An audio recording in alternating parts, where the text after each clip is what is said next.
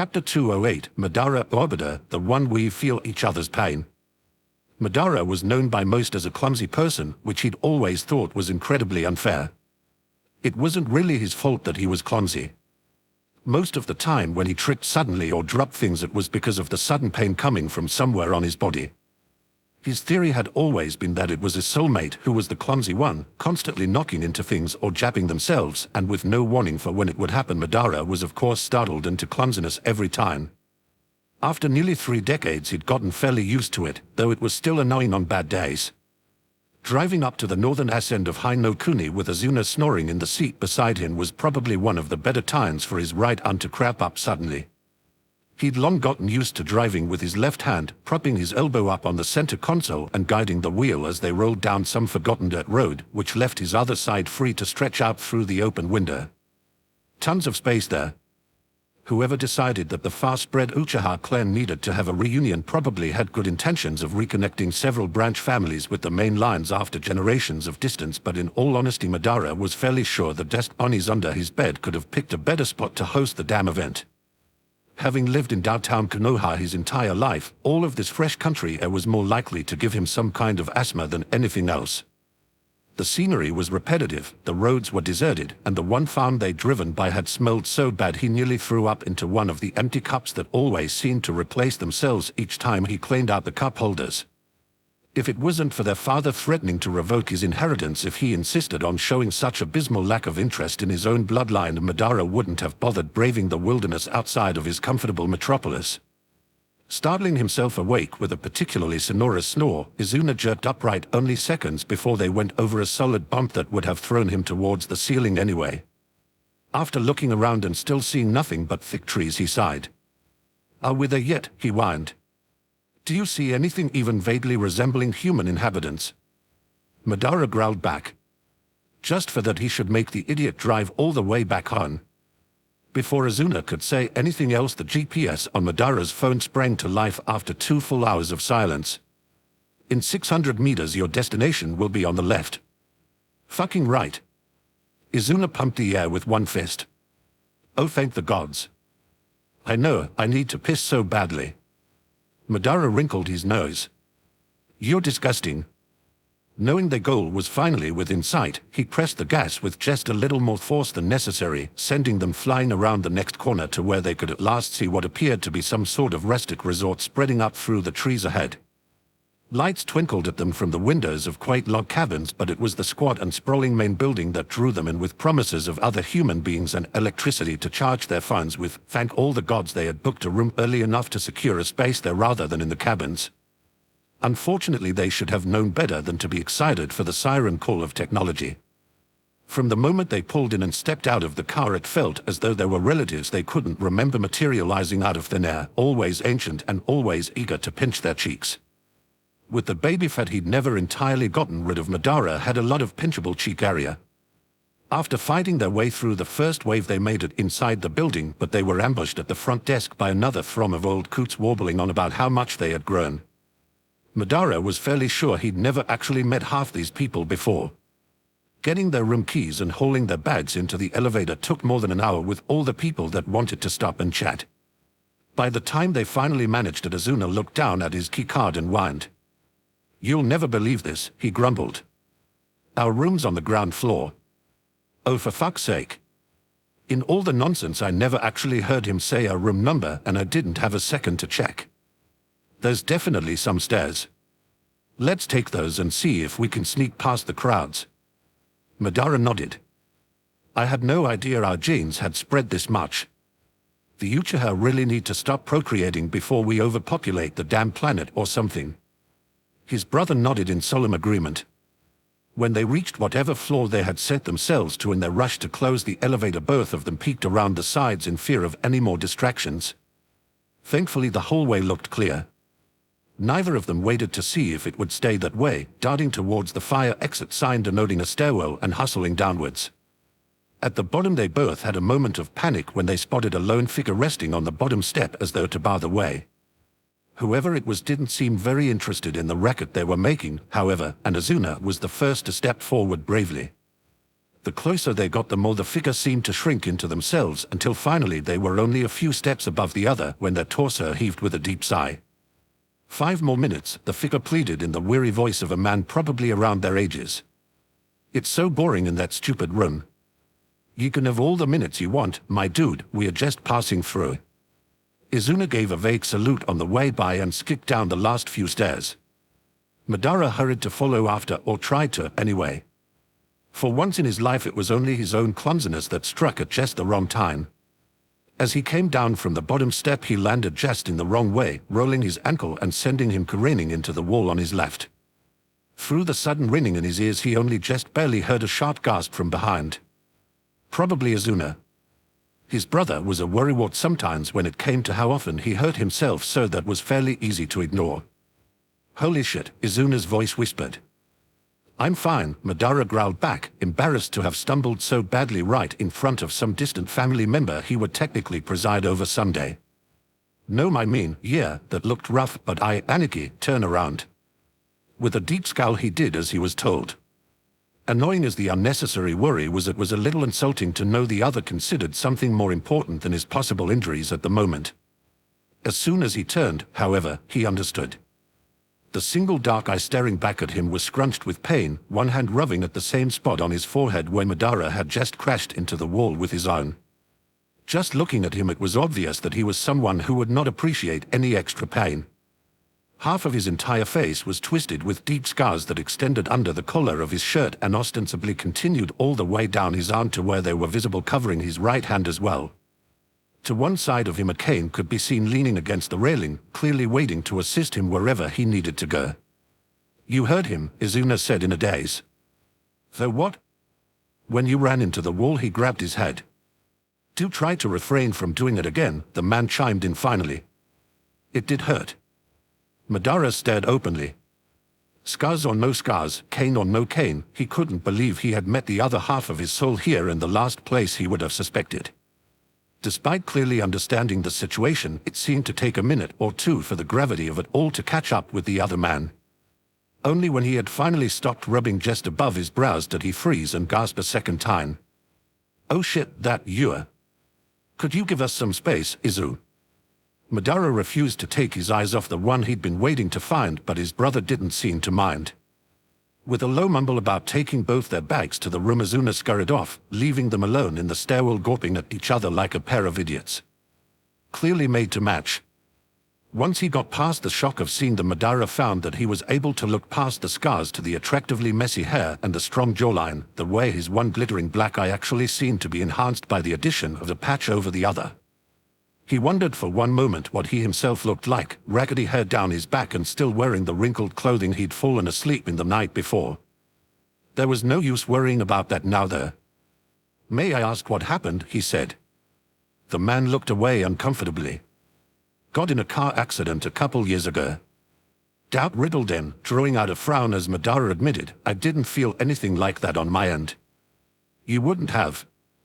I blacked out on impact. Spent the next year in a coma. Only woke up about 11 months ago and I'm still going through physical therapy. Mostly I'm just sore and frustrated. The hand free of scars lifted to rub at the base of his neck. Name's Obada. Sorry, I'm probably not what you were imagining. Not at all. Thanks. Obada's voice practically dripped with acidic sarcasm and Madara smiled. Stepping forward, he carefully lowered himself next to the other man on the bottom stair. I never said you were a disappointment. Just a bit of a surprise. My name's Madara. It's good to meet you. Is it? Of course. His soulmate eyed him dubiously, and that made his smile turn up into a sharp expression, dark with a humor he so rarely allowed other people to say. Not many people could take the full force of his true personality, but he had a feeling that he'd found one who could. Sounds to me like someone's been keeping you cooped up in your rooms here in the main building. To be honest, that's probably a better option than drowning in all the old fogies hanging around. What do you say I keep you company for a while? He was delighted to see Obado slowly straighten his back, relief flickering over that scarred yet pretty face. I wouldn't mind a bit of company. Lead the way, then. That was the right thing to say. Although he refused any help, Obada's sudden good mood remained as he struggled his way back down the hall on obviously tired legs.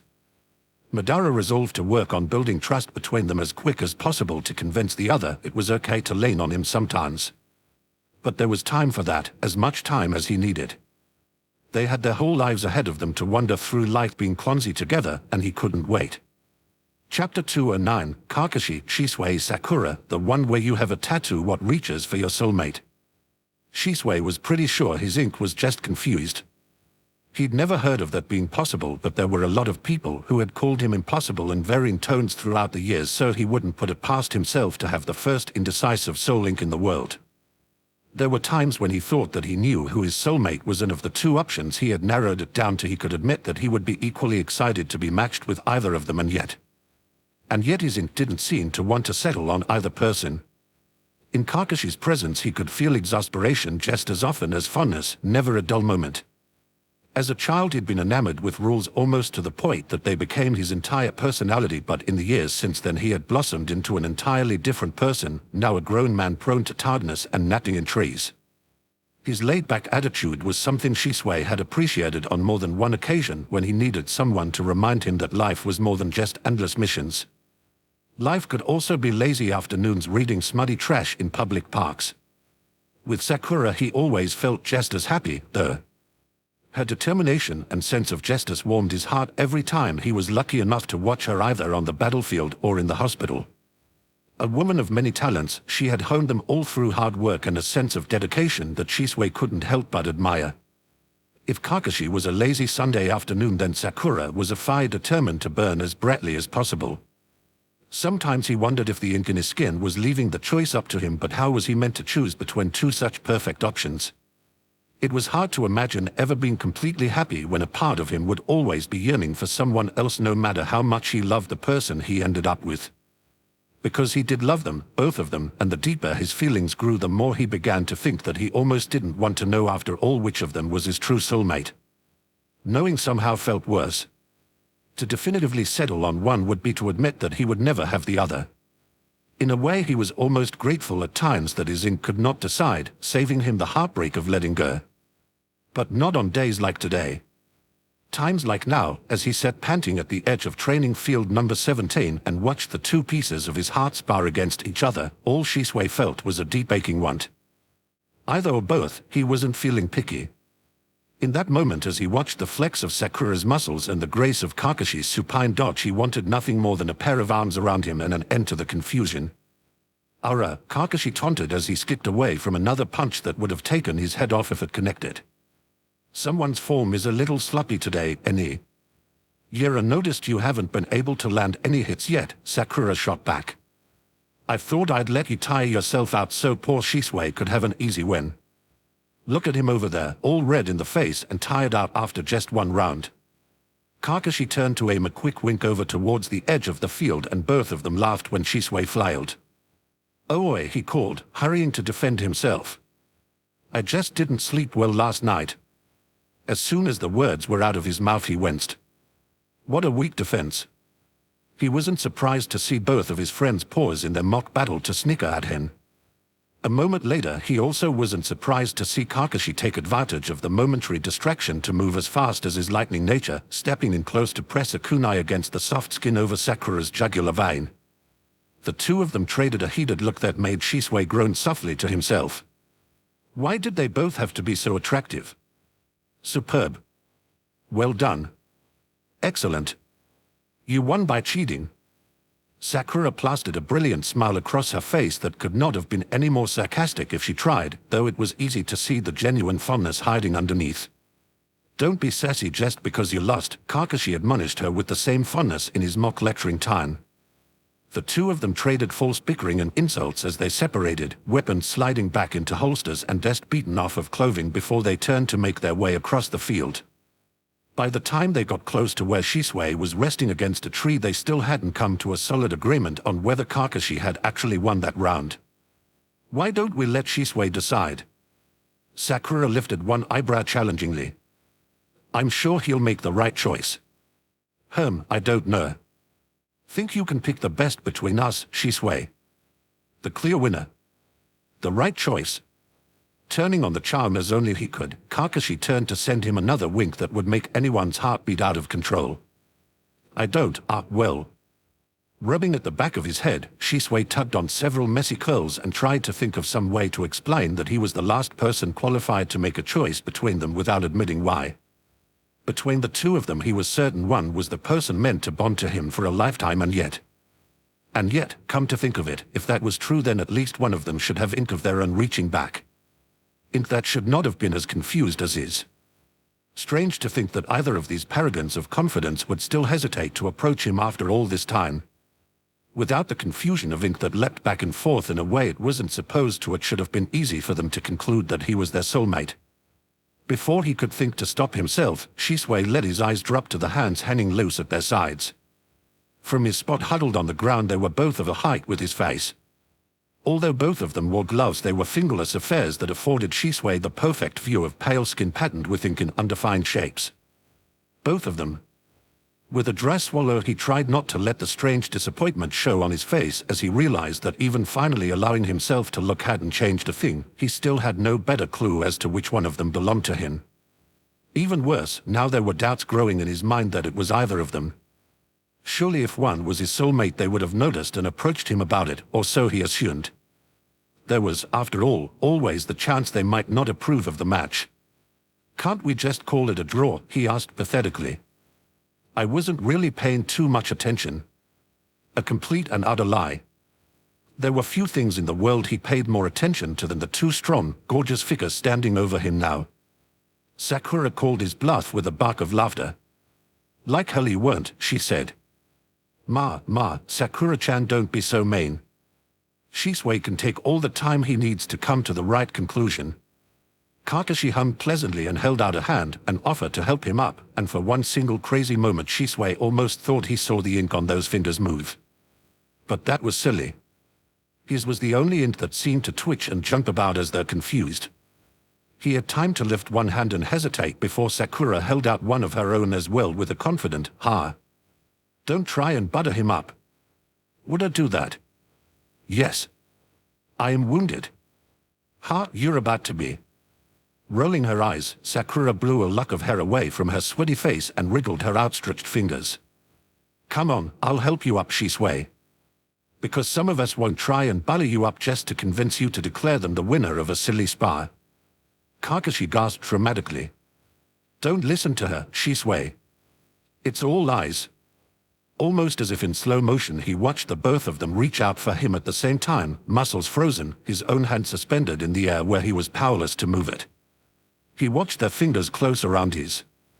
Then with a thundering in his heart he watched as all three of their inks flowed together and settled into stillness like three puzzle pieces united at last.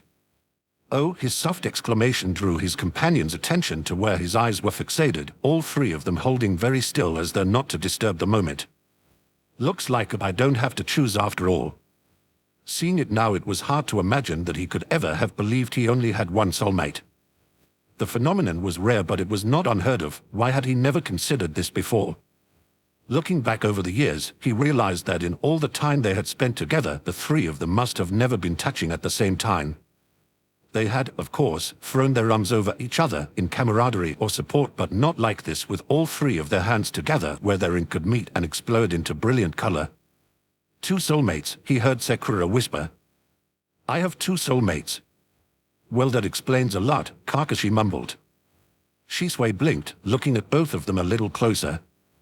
Then without warning he threw his head back and laughed. "Have we really all been confused about this for all these years? And none of us said anything?"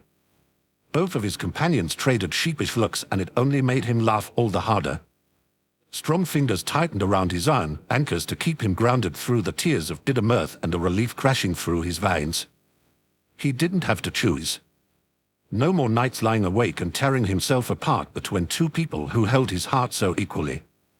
From now on they would hold his heart together as they were always meant to, and Shisui, surging up from the ground to pull them both towards him for a tight embrace, could not possibly think of anything that would make him happier.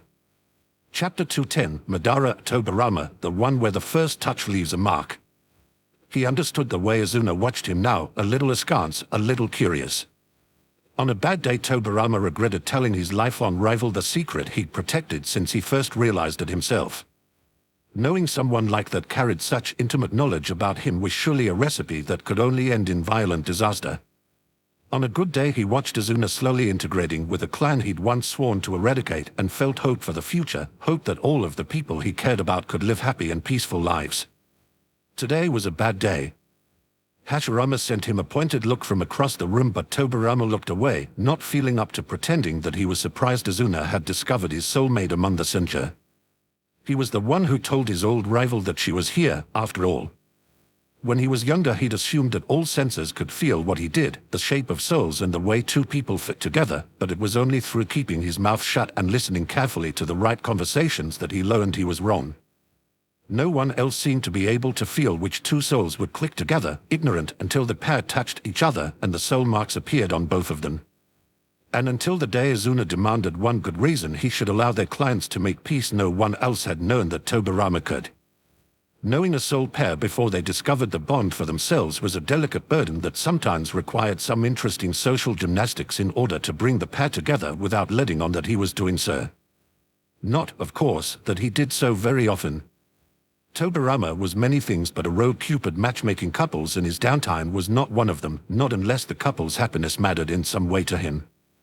He would never sully his brother's perfect love story by revealing that his meeting with Mito was only made possible by Tobirama's machinations. Telling Izuna his secret had been a necessity he never expected, but at least he didn't regret it every day.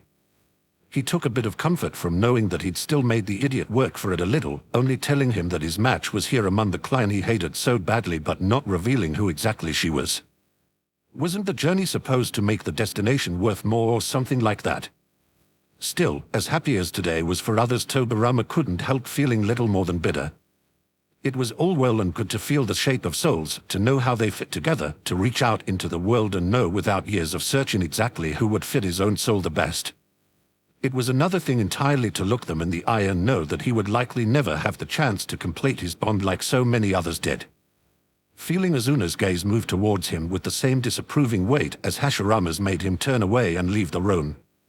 He had no desire to know what was running through either of their minds. If he wanted to wallow in his loneliness while the rest of the world moved on with their little white picket fence perfect lives, that was his own business. Better to remove himself to the Ingawa where he could sit in peace without Hashirama hissing in his ear to stop sulking or be happy for others or some other nonsense. At least when he was alone no one bothered him about whatever his face was doing. He had only just settled on the edge of the tatami mats outside when he felt a particular chakra signature break away from the rest to head in his direction. Tobirama sighed. Of course a moment's reprieve was too much to ask. Madara rounded the corner with surprisingly quiet steps for a man whose natural gait was stomping, gliding down the Ingawa as if planning an assassination. Actually, Tobirama would not have been very surprised if such an attempt were made. Neither of the Uchiha brothers had ever made secret their disdain for him and his insistence on considering the practical side of every issue that rose during council meetings. With his brother's annoying voice in his head, however, he erred on the side of caution and held still without making any accusations. Let Madara be the one to announce whatever it was he wanted. There was no reason for Tobirama to make anything easier for the man who had made his own life so difficult. Not even going to look at me. Ah. Of course he had managed to do something wrong before the conversation even began. I was hoping for a few moments alone, Tobirama said. Did you need something? Yeah. I've got the question. The uncharacteristic hesitance captured his attention, turning his head to where he could see the outline of Madara's figure lingering several arm lengths away. And you not screaming it in my face. Now that's a novelty. Go on then. Izuna told me what you told him. Oh. Facing forward again, Tobirama did what he could to swallow the terror riding up in his chest.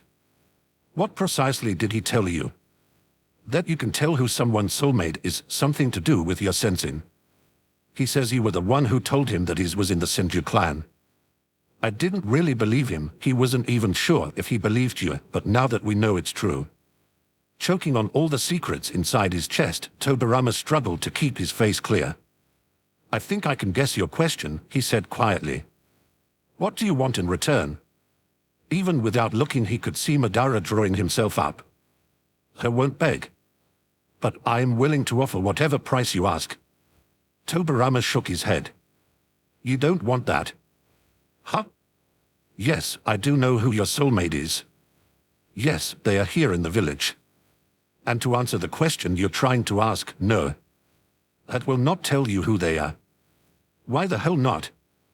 Madara's presence took one menacing step closer, the fire of his chakra spiking. Tobirama tried not to be too obvious about basking in the warmth of something he knew was not truly being offered to him, the same hopeless wanting he'd been fighting back since childhood. Should it not have become easier by now? He supposed the difference was in the distance.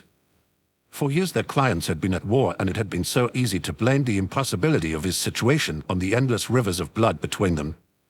Now they were at peace. Now there was nothing for him to hide his pointless feelings behind but the ceaseless hatred the entirety of the Uchiha clan held for him, as though his crimes of war had been any worse than their own. You do not want to know, he answered fiercely. Like hell I don't. Madara's voice sounded affronted, something he really couldn't blame the man for, even if he was trying to protect them both. You don't get to make this decision for me.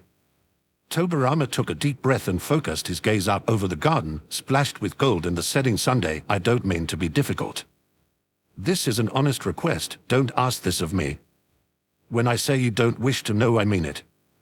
Knowing will not bring you happiness. It's my soulmate. That's the whole point. As much as he wanted to argue that, he couldn't. Not without explaining himself. By the rage he could feel building in Madara's chakra, the deep-set yearning so many held for the ideal of a perfect soulmate, it was beginning to look like he might not have a choice in that. The man behind him was among the most stubborn Tobirama had ever met. He was not the type to simply let this go without a proper explanation, no matter how someone tried to tell him it was in his best interest not to know. The look in Madara's eyes said he was not leaving without an answer. Tobirama traced the shape of a lily with his eyes and did what he could to brace himself for the fallout about to come down on his own head. Give me your word that you will take this knowledge and leave, he said. I have no desire to hear your inevitably negative reaction. Fine, whatever. I just need to know. I don't care if it's someone I don't like, it's the not knowing that drives me mad. Indeed. That, at least, was something Tobirama could relate to. Still, despite having extracted such a promise, it took a few minutes to work up the courage he needed. The truth did not scare him. It was something he had known for many years and made his peace with long ago. No, what gave him pause was the future ahead of them, in which he would spend the rest of his life watching Madara, pretending that they did not share this knowledge, pretending it wasn't true. I am your soulmate, he whispered finally, closing his eyes against the spike of shock chakra from behind him and speaking quickly to head off whatever outburst was about to wash over them both. Spare me your rejections and denials. You gave me your word. I told you that you would not wish to know. If the answers don't please you, then you have only fate to blind. He waited, chest tied around a heavy heart, and yet the presence behind him refused to move so much as an inch. A breeze lifted the edges of his clothing, but somehow the air around him felt still and stifling, the very thought of drawing another breath making his chest clench painfully. Tobirama squeezed his eyes tighter and waited, even as the dread riddled in that this moment of terror might stretch out into forever with no answer. When finally Madara shifted behind him, he winced, almost expecting the man to lash out somehow in denial. You? All this time you? By some miracle, despite the shock clear in his voice, he did not turn to immediately storm off. How long have you known that you and I you know? I've known since I was a child, Tobirama answered with as little inflection as possible. Seriously? All these years you knew exactly who your soulmate was and you never even said anything? The deep breath he pulled in felt almost as though it tore his lungs on the way through. We were on opposite sides of the war. Pointing out that the fates seemed to have gotten their wires crossed was all but useless then. We have been at peace for almost a year. And what would you have done with this knowledge if I had told you at any other point before now? Nothing different. Shaking his head, Tobirama finally opened his eyes to glare out at the flora around him. You would have been just as disappointed, probably even more angry. What would have been the point in stripping away any hope you had left for a happy match?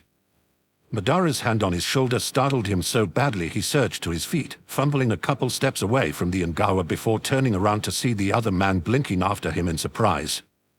The expression didn't last long. It cleared quickly to make way for something like determination to take its place as Madara hopped down from the porch as well and stomped his way over until he could take a fistful of Tobirama's clothing at the shoulder. "Quit putting all the responsibility for this on me," he snarled. "What? You've decided everything about this match without ever asking the other half of it. First you decide it's somehow not worth even telling me, and now when you finally do, you've just decided on my behalf that there's no point in doing anything about it. I'm noticing a distinct lack of any agency here. So far you've rather neatly avoided saying what you want." Madara lifted one eyebrow challengingly, an expression that had led to more than one screaming match between them, since neither was the type to back down from anything, but for once Tobirama couldn't find it in himself to get riled up. He was too busy listening to the silent, wordless panic inside his head, the urge to flee before this could go any farther. When he gave in to the idea of revealing his biggest secret, he hadn't expected to be dragged into conversation about what he wanted out of this. Despite the many thoughts chasing each other through his mind, Tobirama found that none of them would settle enough to become actual words, leaving him staring at the other man helplessly. "Oh. You want this, don't you?" Madara stared back with wide eyes as Tobirama spluttered senselessly. Unfortunately, words were still avoiding him, any kind that would make sense or help him gracefully exit this conversation anyway. He fumbled his way through a few garbled half-sentences before snapping his jaw shut and closing his eyes again to take a deep breath. When he opened them again, he was almost surprised that such a perfect opportunity to punch him in the face hadn't been taken. "Let go of my shirt, please," he said quietly. "No. Madara, would you just dash? You don't get to make decisions for me anymore. If I want to stand here and hold on to your shirt, I will. And if maybe I want to rethink my opinions of you, I'm gonna. And if I want to slap you in the face, I might do that too." Tobirama frowned. "What the hell would slapping me accomplish? It'd get my mark on you for starters." With that, Madara finally released his fistful of cloth, only to shove it aside and press his hand against the front of Tobirama's shoulder. Both of them froze. Pulling it away revealed a handprint in brilliant red, the same shade coloring the entirety of Madara's palm when he turned it over to look. It wasn't as though Tobirama had been expecting anything else. He'd known they were soulmates almost since they first met, but it was somehow different to stare down at the physical evidence of a connection he had lived with alone for so many years. The last thing he expected was for Madara to calmly lower his hand and lift his chin with something like determination in his eyes. No anger, no disappointment. If not for the clench of his fist, he might have been entirely calm. "Maybe it wouldn't be entirely terrible to get to know you a little better," he said. "A glowing offer if I've ever been given one." Still tense and waiting for an explosion that wasn't coming, Tobirama sighed at his own instinctual snark. "Sorry. I don't have any objections to learning more about each other, I suppose." His soulmate eyed him thoughtfully for a painful few moments. "I think you probably already know plenty about me. Looks like I'll have to catch up. We should probably go back inside, though. No one is looking for us, if that was your worry. Izuna's chakra is entirely too wrapped around his partners for me to feel very comfortable being within visual range of them." Tobirama shuddered. He'd watched Izuna's soulmate grow up, a distant cousin of some relation several times removed. There was no need for him to see her be intimate with anyone, let alone his lifetime rival. "Right. Maybe we just start talking now. I mean, like having a conversation." "Shut up, I know we are already having one. I mean, I could, forget it." Throwing his hands up, Madara took a step back that seemed more an excuse to stomp his foot than anything else. "I would like that," Tobirama agreed quietly. Choosing not to let his own emotions overwhelm him turned out to be the right decision, immediately rewarded when Madara calmed down enough to nod with flushed cheeks, looking around for a place to sit. Tobirama let the other man get settled in before delicately lowering himself back into the spot where he'd been moping before. To his credit, despite the incredibly awkward set of every line in his body, Madara did not allow any chance for an awkward silence to fall over them. As soon as they were both seated, he struck up a rambling narrative about how little they actually knew of each other, and how perhaps he should learn more about someone before making judgments about them, all of which Tobirama listened to with the faintest shadow of a smile spreading across his lips. It wasn't exactly a confession, it wasn't some grand love story about two idiots pining away for each other in secret, misunderstood and misinformed, but it was enough. It was a start. Watching his soulmate awkwardly trace shapes in the air as he spoke, Tobirama lifted one hand to discreetly press against the front of his shoulder where he had finally been granted the honor of carrying their bond mark. For now this was more than enough. For years he had kept his silence, thinking that nothing would ever happen. If all it took was a little patience to encourage their bond to grow, he was willing to give that, and so much more, to see where it would take them. Chapter 211, Izuna, Tobirama, the one where touch heals. Obviously he knew that getting into the Uchiha compound and getting to Izuna were going to be two different tasks with two very different levels of difficulty. For a sensor of his ability, it wasn't all that hard to avoid the patrols and find a spot where he could slip between the buildings out of sight, feet silent as they tread on cursed ground. Much harder was dodging the rapid-fire attacks of an overprotective maniac. He'd forgotten that Madara was a sensor too, not quite as naturally talented as himself but well-trained and quite sensitive. His opponent ranted mindlessly about not letting him finish the job he'd already started as they danced over rooftops and dodged round trees. Tobirama did what he could to simply avoid each attack without retaliating, knowing that he would never hear the end of it if he somehow got in a lucky shot. It was both lucky and unlucky, then, that Madara had always been just that much stronger than him, enough so that he was able to keep Tobirama busy darting from place to place when he really did have somewhere he needed to be as quickly as possible. Obviously he hadn't expected this little trip to be easy. He just thought the trouble would be getting out rather than getting in. Stop running and just let me kill you. You may find this hard to believe, Tobirama scowled as he barely dodged a sharp blade to the ribs dash, but that would run counter to something you want very badly. All I want right now is your head, Senju. Madara bullied in close, forcing Tobirama back even farther from his goal. He really was getting tired of this. If at all possible, he'd hoped to avoid using the failsafe he brought along, not wanting to deplete his chakra stores just in case, but it was starting to look like there was no other way for him to get where he needed to be. The opening he needed came when Madara's foot slipped on a loose tile, barely a stumble with how quickly he recovered, but it was just enough time for Tobirama to loose a kunai that sailed over the man's shoulder and impede it. His opponent lifted one eyebrow in a look of disdain and snorted. "Your aim is shit," he growled. "Is it?" was Tobirama's snarky reply. Then he reached for the Hiraition marker he'd just thrown and disappeared from one brother to appear in front of another. Izuna coughed in his direction with little surprise. "Took your time getting here." Rather than waste breath with apologies, Tobirama let his insult be known with a simple huff as he slipped across the room to pull his lifetime rival upright. "There is utterly no airflow in here. How do they expect you to heal in such a stagnant environment? I'm surprised my kunai was able to come in through the window without bouncing off a dozen or so protective seals." The moment his hands closed around the other man's arms, Izuna drew in a ragged breath that sounded like a drowning man gasping for air, a little too close to the mark, probably, considering the weeping bandages wrapped around his torso.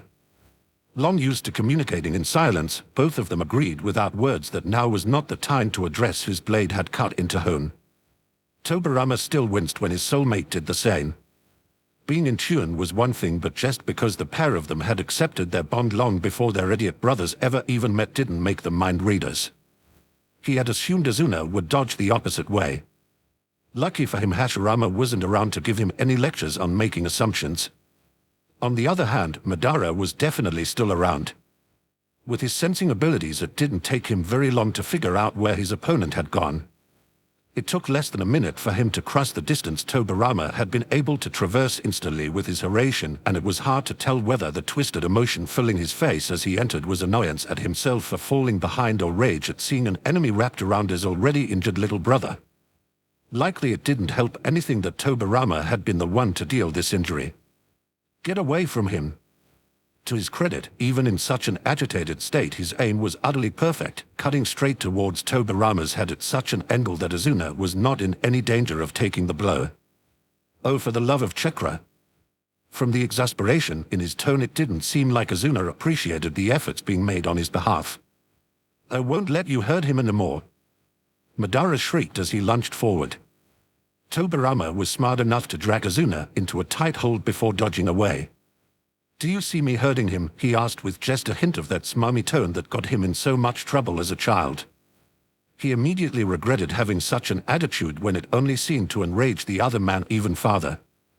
Izuna sighed in his arms but made no attempt to struggle. And why would he? Trying to get away would be the exact opposite of helping himself. If you actually want your brother to live, then you'll back off. Tobirama dodged the next attempt to catch him, just barely resisting the childish urge to stick out his tongue. Excuse me. Madara hollered. How do you threaten him like that? Lounging in the arms of his captor, Izuna very seriously examined the nails on his right hand. Brother, do lower the volume. I have a headache from all the incense the elders keep burning. Honestly, I've lost track of how many times I've told them I hate the stuff. Put my brother down or I swear I will give you a headache with my gun bite to your face. Tobirama held his precious burden tighter, prompting Izuna to take another deep breath and let it out as a sigh of satisfaction. Already he sounded like he could breathe so much easier as the damage to his lungs slowly repaired itself. Most of the bandages around his chest were already soaked through, but the bleeding at least seemed to have stopped, the edges of his wound undoubtedly stitching themselves back together out of sight. Surprisingly, it took a while before either of them realized how ridiculous it was to keep dodging around the tiny Sikrun. Tobirama's speed allowed him to stay just out of reach, but even knowing that he couldn't relax, more than aware of how brutal his death would be if Madara did finally manage to get a hold of him. It was only after he had rebounded off the same wall 4 times in the same minute that he finally threw in the mental towel and decided that braving the rest of the compound was at least more likely to provide some sort of escape route than running circles in here. Get back here! Madara's voice followed after him as he barreled through the open window. Capture him! Don't let him get away with my brother! Oh, you've done it now, dickhead, Izuna piped up calmly. With color returning to his face, he looked so much better than he had just minutes ago, wasting away with nothing to ease the pain but a cup of potty milk left at his bedside. Dangerous if not used correctly. Whoever thought that was a good idea was going to find themselves on the wrong end of Tobirama's temper if he made it out of this without getting skewered. Can't you calm him down somehow? With a look on his face as though that simply hadn't occurred to him, Izuna cleared his throat with several exaggerated coughs and twisted with a surprising amount of ease. I'm not really in any danger, Aniki. You can stop chasing us. Not in any danger. Madara choked on several apoplectic noises. You are, stop dodging, messenger.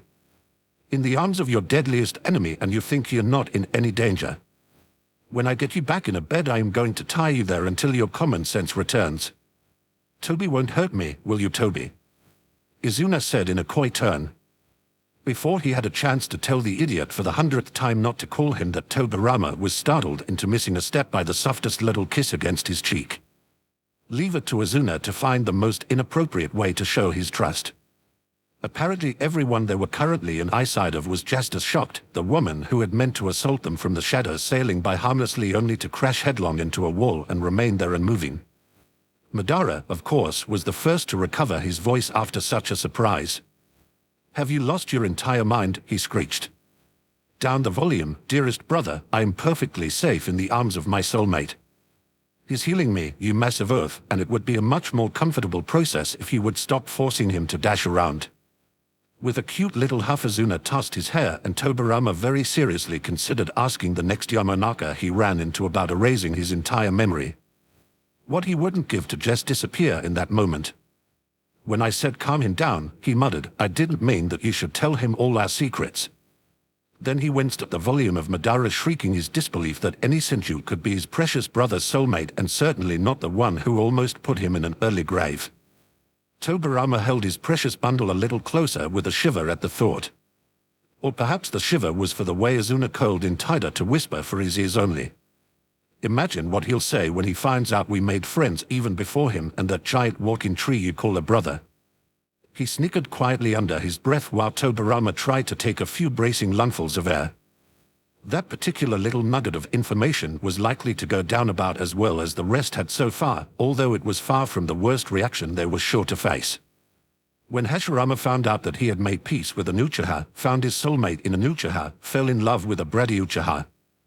The amount of hugs he was going to suffer through almost made him think about setting Izuna down and throwing himself upon Madara's much less painful mercy. Death could only happen once, after all, but the shame of being lifted off his feet like a child and cuddled like a kitten was sure to last for years to come. "I would say you owe me for this," he grumbled, "if I hadn't been the one to run you through in the first place." "Next time we plan our dance a little better," Izuna agreed.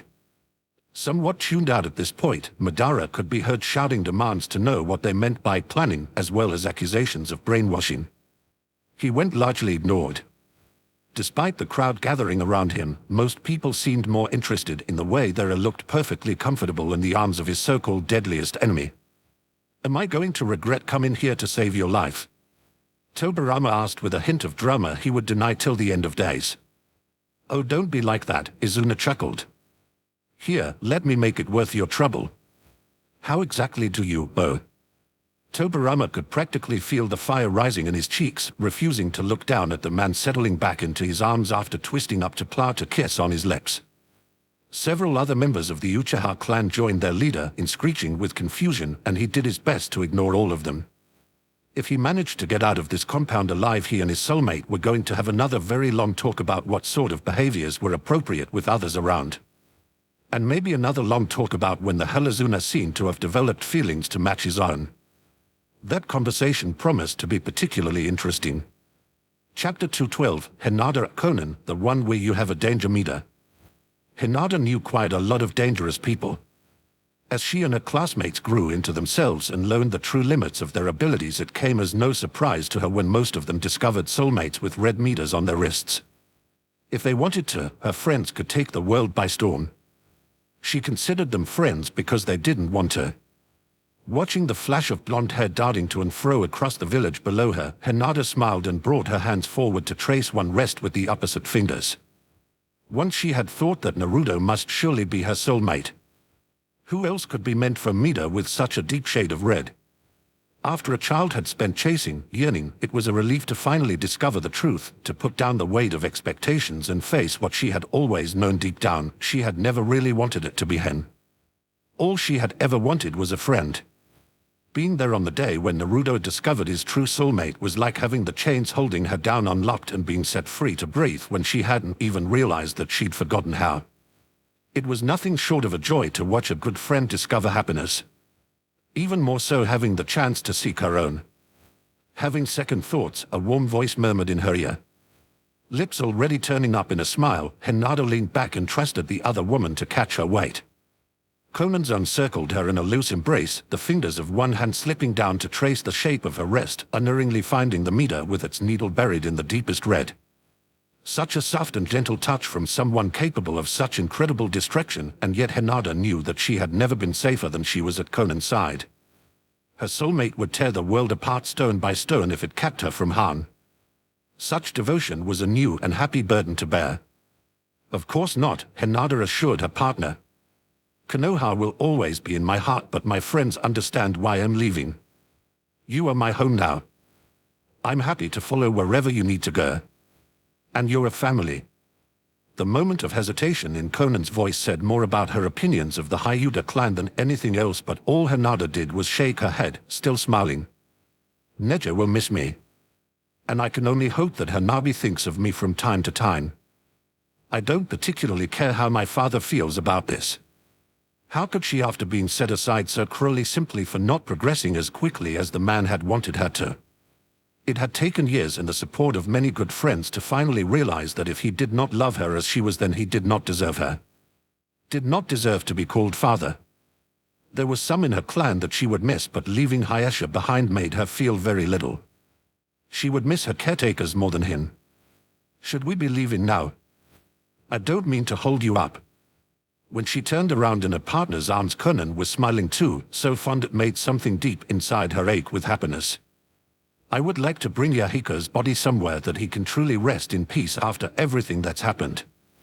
There was a place close to the village we grew up in, somewhere we were all happy once with our sensei. That sounds lovely, Hinata told her. After all this time, it probably doesn't look very lovely, but a little time and effort should fix that. Let's get started then. Her partner gave a low chuckle and leaned forward, pressing kisses against her temple and whispering praises for her earnest nature. It was all Hinata could do not to burst into flames with embarrassment. No matter how many years went by, she didn't think she would ever learn to accept any sort of praise gracefully. When they parted, Conan reached down to entwine their fingers as she turned away to lead them off on their first true adventure. Neither spoke any farther, 100 conversations in the silence between them, but Hinata found that her attention was drawn mostly to the link between them and the meters that bumped together each time their wrists brushed. Sometimes it was still quite a lot to wrap her head around.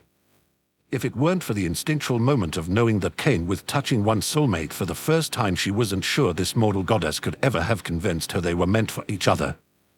But the proof had been there in the instant their skin made contact, irrefutable, so Hinata could do little more than shake her head bemusedly at the deep red of her soulmate's meter, as dark as her own. In the silence of her mind, she comforted herself with the knowledge that a soul gauge was not always meant to show how dangerous a person was, how violent a life they lived. Some were meant only to show how dangerous a person was capable of being. Trying to imagine how she would react if anyone ever tried to separate her from this woman who had finally made her whole, Hinata almost thought she could understand why they both carried such deep red in their wrists. The color of blood, the color of love, the color that had led her to where she was meant to be. Chapter 213, Shikamaru Temari, the one where your shadows stick together. Shikamaru was, by nature, a cautious person. He'd learned the lesson at a very young age that it was always better to stop and think something through before acting, before speaking, and most certainly before making decisions. 12 years old now and much too clever for his own good, it was often little more than that same caution that saved his life, a perfect excuse for keeping his distance from each new person he came across on the many varied paths of life. This Suna girl intrigued him. From the way her hair shone like spun gold in the afternoon sunlight to the iron hardness that held up every word she spoke, Temari of the Sands was just the sort of person that always captured his attention, and only Shikamaru's habitual caution prevented him from inching just a little closer, asking just a few more questions. Something about her just seemed to draw him in like a magnet to a lodestone, no matter that he could almost physically see the spikiness of her personality. Luckily, he was smart enough and still young enough that falling victim to his hormones wouldn't be a problem for several more years, allowing him the presence of mind to observe from afar. There was always so much to learn just from observation. He wished he could say that such careful observations were the thing that saved him when it came time for their battle in the final round of the Chunin exams. He had, after all, watched each of the participants from Sumitakyo very carefully during the previous events of the exam. It was always good to know the skills of a potential opponent. However, in the end it turned out that all his hours of watching meant very little in the context of battle. Though they helped him plan and strategize, helped him predict Temari's movements several jumps ahead as they both cautiously circled each other on the field. But there was really nothing that could have ever helped him predict what it would feel like to send his shadow stretching across the earth and, for the first time in his life, find himself unable to retrieve it. Shikamaru was a tested and true child of the Nara clan. He'd been wielding his own shadow as a weapon since he learned how to mold chakra and shape hand signs. Controlling his shadow should have been as easy and second nature as drawing another breath. Yet no matter how he pulled and tugged or even attempted to release the jutsu, his shadow remained stretched out across the field with no indication that it had ever been under his control at all. Genius that he was, it only took him until the first member of their audience gasped for him to understand what was truly happening. "I didn't plan for that," he mumbled. Across the stadium, Temari gaped. "Didn't plan for that? Is that all you have to say?" "Should I have come up with something wittier?" he asked. "Troublesome. Give me a minute." If he squinted, he was certain he could have spotted actual steam rising from the girl's head as her jaw worked soundlessly, obviously unimpressed with his attempt at humor. Granted, it was a little weak, but he'd thought it was pretty clever considering the way his entire mind was reeling with shock. Being the cautious person that he was, Shikamaru had spent a great deal of his short life looking ahead and planning for all sorts of eventualities that might or might not come to pass. And like everyone else in the world, he'd taken some time to imagine what it might be like the day he first met his soulmate. Obviously, he knew that no one could plan for every eventuality, but he'd gone over several of the more likely ways they could meet: opposite sides of a bloody battlefield, partners on a mission, over the counter of some random shop or other, but somehow this particular moment in life had never occurred to him as an option. which it should have. The Chunin exams were often the first chance genin had to meet others of their own age from fellow hidden villages. As the shock cleared from his mind, Shikamaru noted at last the way Temari's eyes flickered between him and the rest of the Suna delegation, jawline tense despite the utter relaxation in the rest of her body. With a closer look, Shikamaru narrowed his own eyes. How strange for her to be so relaxed after such a shocking discovery. Almost as though she were deliberately trying to appear calm. Got something to say? He asked. Temari's eye snapped back to his own with the same light of determination she had shown before every battle he'd seen her in so far. They're not going to like this, she said. Then her chin lifted. But I don't care what they do or don't like. Sounds like we're about to get in trouble for something, Shikamaru noted. He wasn't very surprised when the Sand Shinobi attacked. Defending his village was a little awkward while his shadow remained stuck to someone else's, but he made it work as best he could. Somewhere around the third body that dropped, Shikamaru realized that he had instinctively trusted Temari to watch his back, and even more strangely, that she had done so. When their eyes met over the twitching form of a dark-haired woman, he couldn't help but notice the band carrying her village crest was gone from Temari's forehead. A lazy smile drifted across his lips before he could stop it, and Shikamaru turned to cross blades with another opponent. Cautious he might be and really willing to place bets on the future, but Shikamaru had an inkling suspicion that his soulmate would be wearing a leaf before too long. And he had no doubt that it would suit her just fine. Chapter 214, Izuna Kagami, the one where you feel their personality upon waking. As much as he enjoyed the humdrum of life, and he did, no matter how much he grumbled his pessimistic views on everything, Izuna's favorite time of day was the early morning.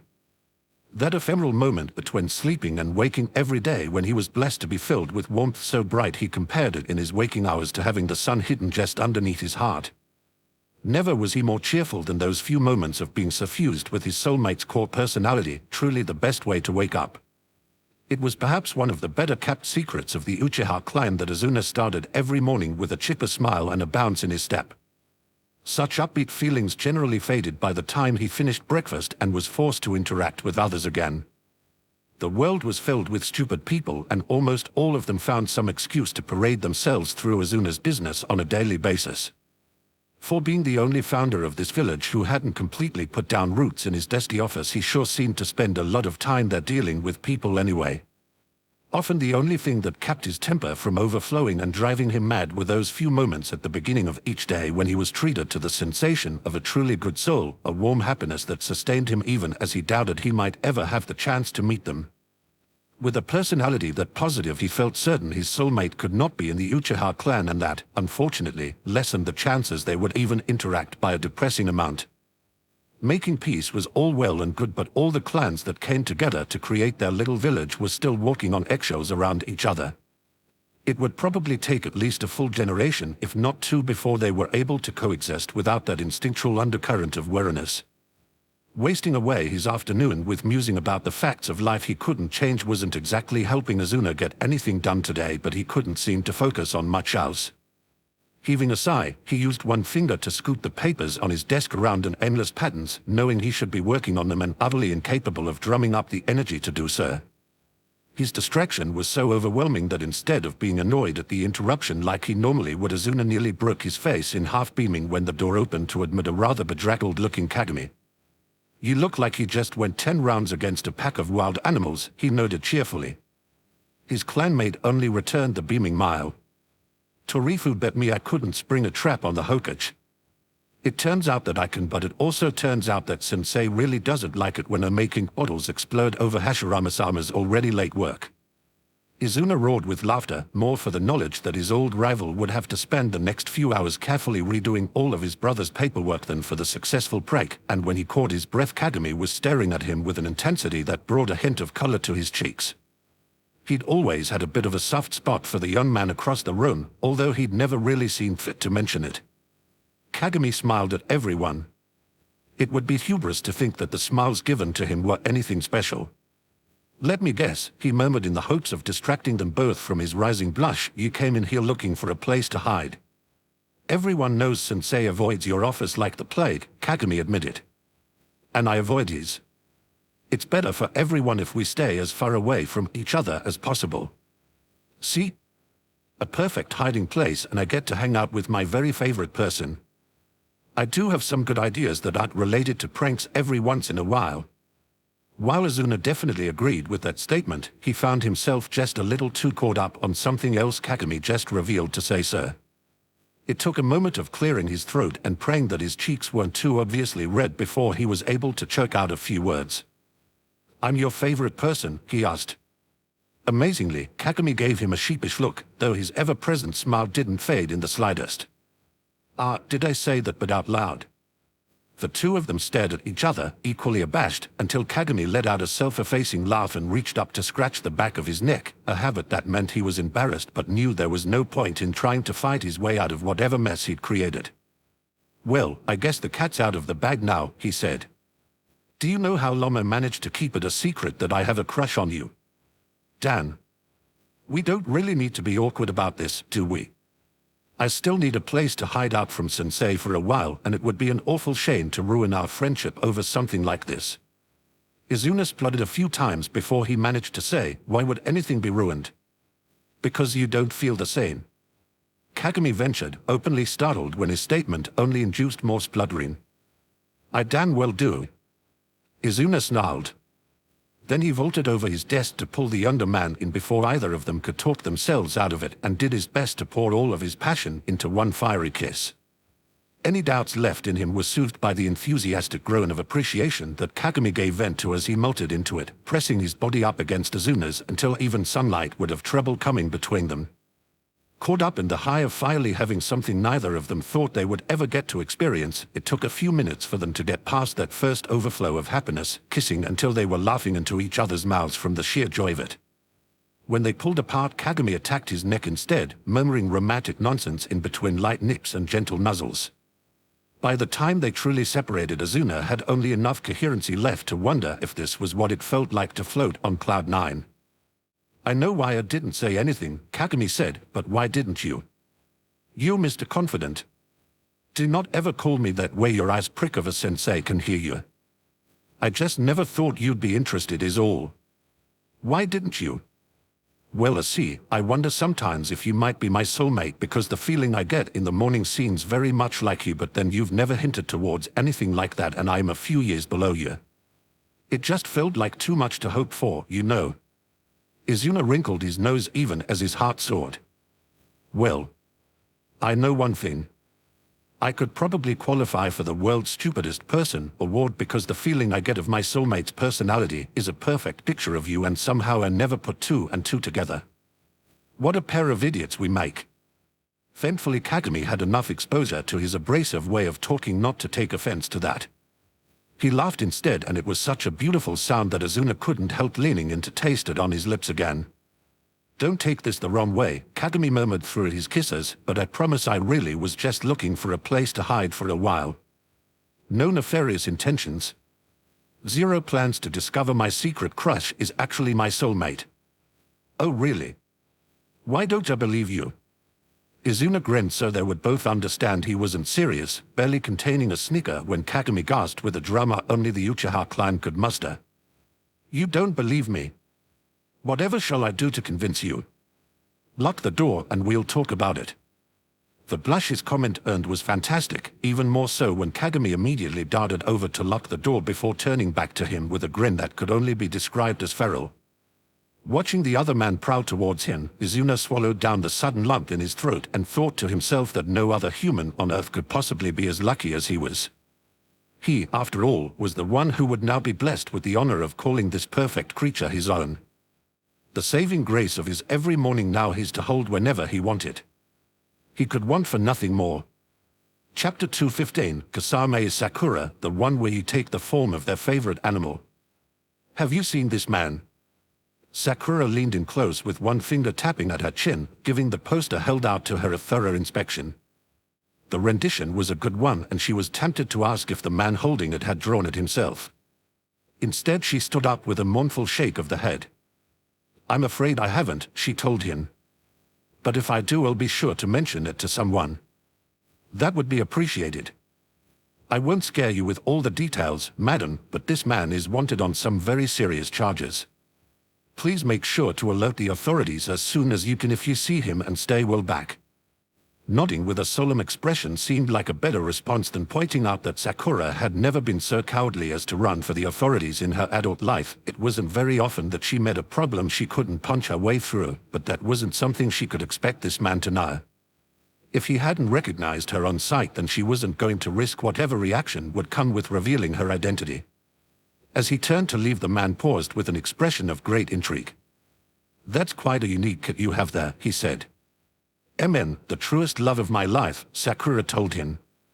The fluffy beast in her lap gave a monstrous purr, beady yellow eyes fixed on the one bothering that peaceful afternoon, and then hissing when his glare did little more than elicit a laugh. "You sound like my daughter. She got herself a dot a couple years back. Now she says there's no need for her to find a husband because no man could possibly love her as good as that dog. She sounds like she knows her own worth," Sakura hummed. "I prefer cats myself, but I can relate to her and the rest." The man tipped his hat and waved a rolled-up poster in her direction. "Women. You're all the same. Well, if you do see this man, I'd advise you to keep as far away from him as possible for your own safety. He's quite dangerous. But I can see that you'd rather keep to yourself for the rest of the afternoon, so I'll bid you goodbye. Keep a weather eye if you're planning to travel." With a smile on her face, Sakura watched the man go, stroking down her companion's spine until he was out of sight. Then she looked down at the shopping bags at her feet with a light sigh. "I guess I've rested my feet for long enough. Shall we go?" A rumbling yell was her answer, the massive blue cat in her lap jumping down to shake himself out. He wound between her legs pointedly when she started walking until she huffed and shooed him away. "Unless you want me to drop all these bags, you'll fuck off, mister, or else next time I won't be picking up any fish for you. And you know as well as I do that the market sells fish you can't pull out of the river yourself, so don't even try that excuse with me." After a few more yells that sounded incredibly close to some very human swear words, the cat fell silent, trotting at her heels as she made her way out of the marketplace. Sakura hummed to herself on their way to the edge of town. One of the men standing guard at the flimsy village gates looked at her askance just as he had when she passed him going the other direction a few hours before, squinting his eyes like he couldn't quite place where he recognized her from, but neither of them asked her to stop, and so Sakura continued on her way. By the time he remembered why he knew her face, she planned to be long gone. Barely a couple of miles into the deep forest past the gates, she stopped to watch a massive blue cat bound ahead, alighting on a knot of drying tree roots. When the cat's form began to warp and grow, she only smiled. "Couldn't you at least try to have a different favorite animal?" Kasame demanded as he shook off the rest of the fur still clinging to his skin. "After seeing how cute you look with those little ears." "Not a chance. The next town we stop in, I'm buying you a dog." Sakura very carefully did not laugh, kind enough to spare what was left of her partner's tattered ego. It was a monumental effort to choke down her giggles when she reached out to stroke her fingers through Kasame's hair, only for him to butt into the touch instinctively. He might not like them very much, but he was certainly more feline than a man with such shark-like features had any right to be. "I don't think you have any room to judge me on my favorite animal, mister." Affecting a scolding frown, Sakura set down the bags she had carried all the way from the market and waggled a finger. It was even harder to hold in her smiles when Kasame spun away from her to hide his embarrassment. "Sumi, I like fish." "Is that such a crime?" "You know as well as I do that they are not fish. They are mammals. They are smart. Smarter than most idiot humans. That's why I like them." Lifting one eyebrow, Sakura inched away towards the nearby river. "Oh really? And here I thought they were your favorite because they are just so cute." When her partner spun around again with hands already reaching out to snatch her up, probably to throw her over his shoulder and throttle her bottom as he was wont to do in playful punishment, Sakura leapt into motion. Before his hands could reach her, she threw herself bodily into the river, trusting the speed of her own transformation to keep her clothing from getting soaked. The fresh water wasn't actually all that good for her. Her species was one that preferred the ocean salt water. A quick dip just to tease her soulmate wouldn't cause any damage, though, and so she used the shallow water to build what speed she could, then breach the river's surface with a quick spray and a lengthy chittering sound. "Dolphins are badass." Kasame hollered from the riverbank in a particularly defensive tone. He could protest all he liked, but Sakura, crashing back into the water and cutting elegantly downstream, knew the truth.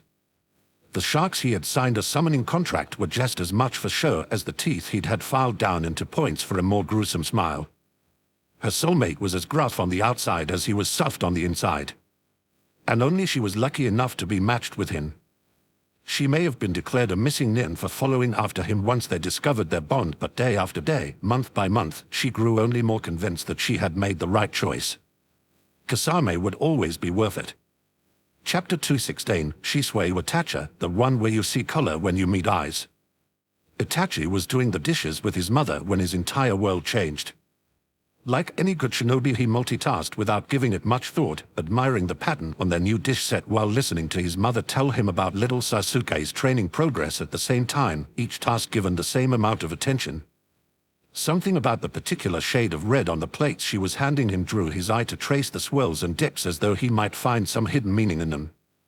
He didn't realize quite how closely he was staring until elegant fingers reached out to wave in front of his face and a quiet laugh chimed in his ears like bells. "Obviously I thought they were pretty enough to buy, but I didn't realize you would find them so fascinating," she said. "Did I miss something you were saying?" "My apologies." "No," she assured him. "I just thought it was funny to see you concentrating so hard on a bit of ceramic. Have you got something on your mind?" "I was only admiring the color." He didn't expect Makoto to stop moving and turn fully to give him a wide-eyed look. "You can see the color of it." "Oh, Itachi. You can see color." The next moment he found himself with an armful of motherly affection, carefully setting the plate down in the drying rack so he could pat her on the back with a bemused hum, unsure what had brought this on. It wasn't as though his being able to see colors was a new phenomenon. Still, he'd been raised to be polite, and so he waited until she seemed done with the whole hug in business before clearing his throat questioningly. "Mother, I've always been able to see color," he said, thinking it strange she hadn't known that. "You what? Since when?" Bemused by the shock in her tone, Itachi shrugged. "Like I said, always. As far back as my memory goes. I know everyone else sees in black and white until they meet their soulmate. I suppose I'm just a precocious." He gave her a smile to try and lighten the tension in her shoulders, but it faded away when she only continued to stare. While it certainly was an anomaly, he didn't think there was any reason to look quite so panicked. It was only a bit of unearned color vision. It wasn't as though he turned out to be one of the unlucky people who never saw colors even after they had made eye contact with their other half. Rather than stare back at his mother, Itachi opted for turning away to put some of the dishes into the cupboard while he waited for her to regain her words. He had barely enough time for squaring away the plates before she tugged on his arm to bring him round to face her again. "What's the farthest thing back you can remember?" she asked. "My earliest memory." Itachi hummed in thought. "I think perhaps the first time you took me to see fireworks. Sasuke was only a few months old and the sounds made him cry." "And do you remember there being color?" "Yes, of course. All the biggest ones were blue." For a moment she only stared at him some more. Honestly, he was beginning to think there might be something wrong with him after all.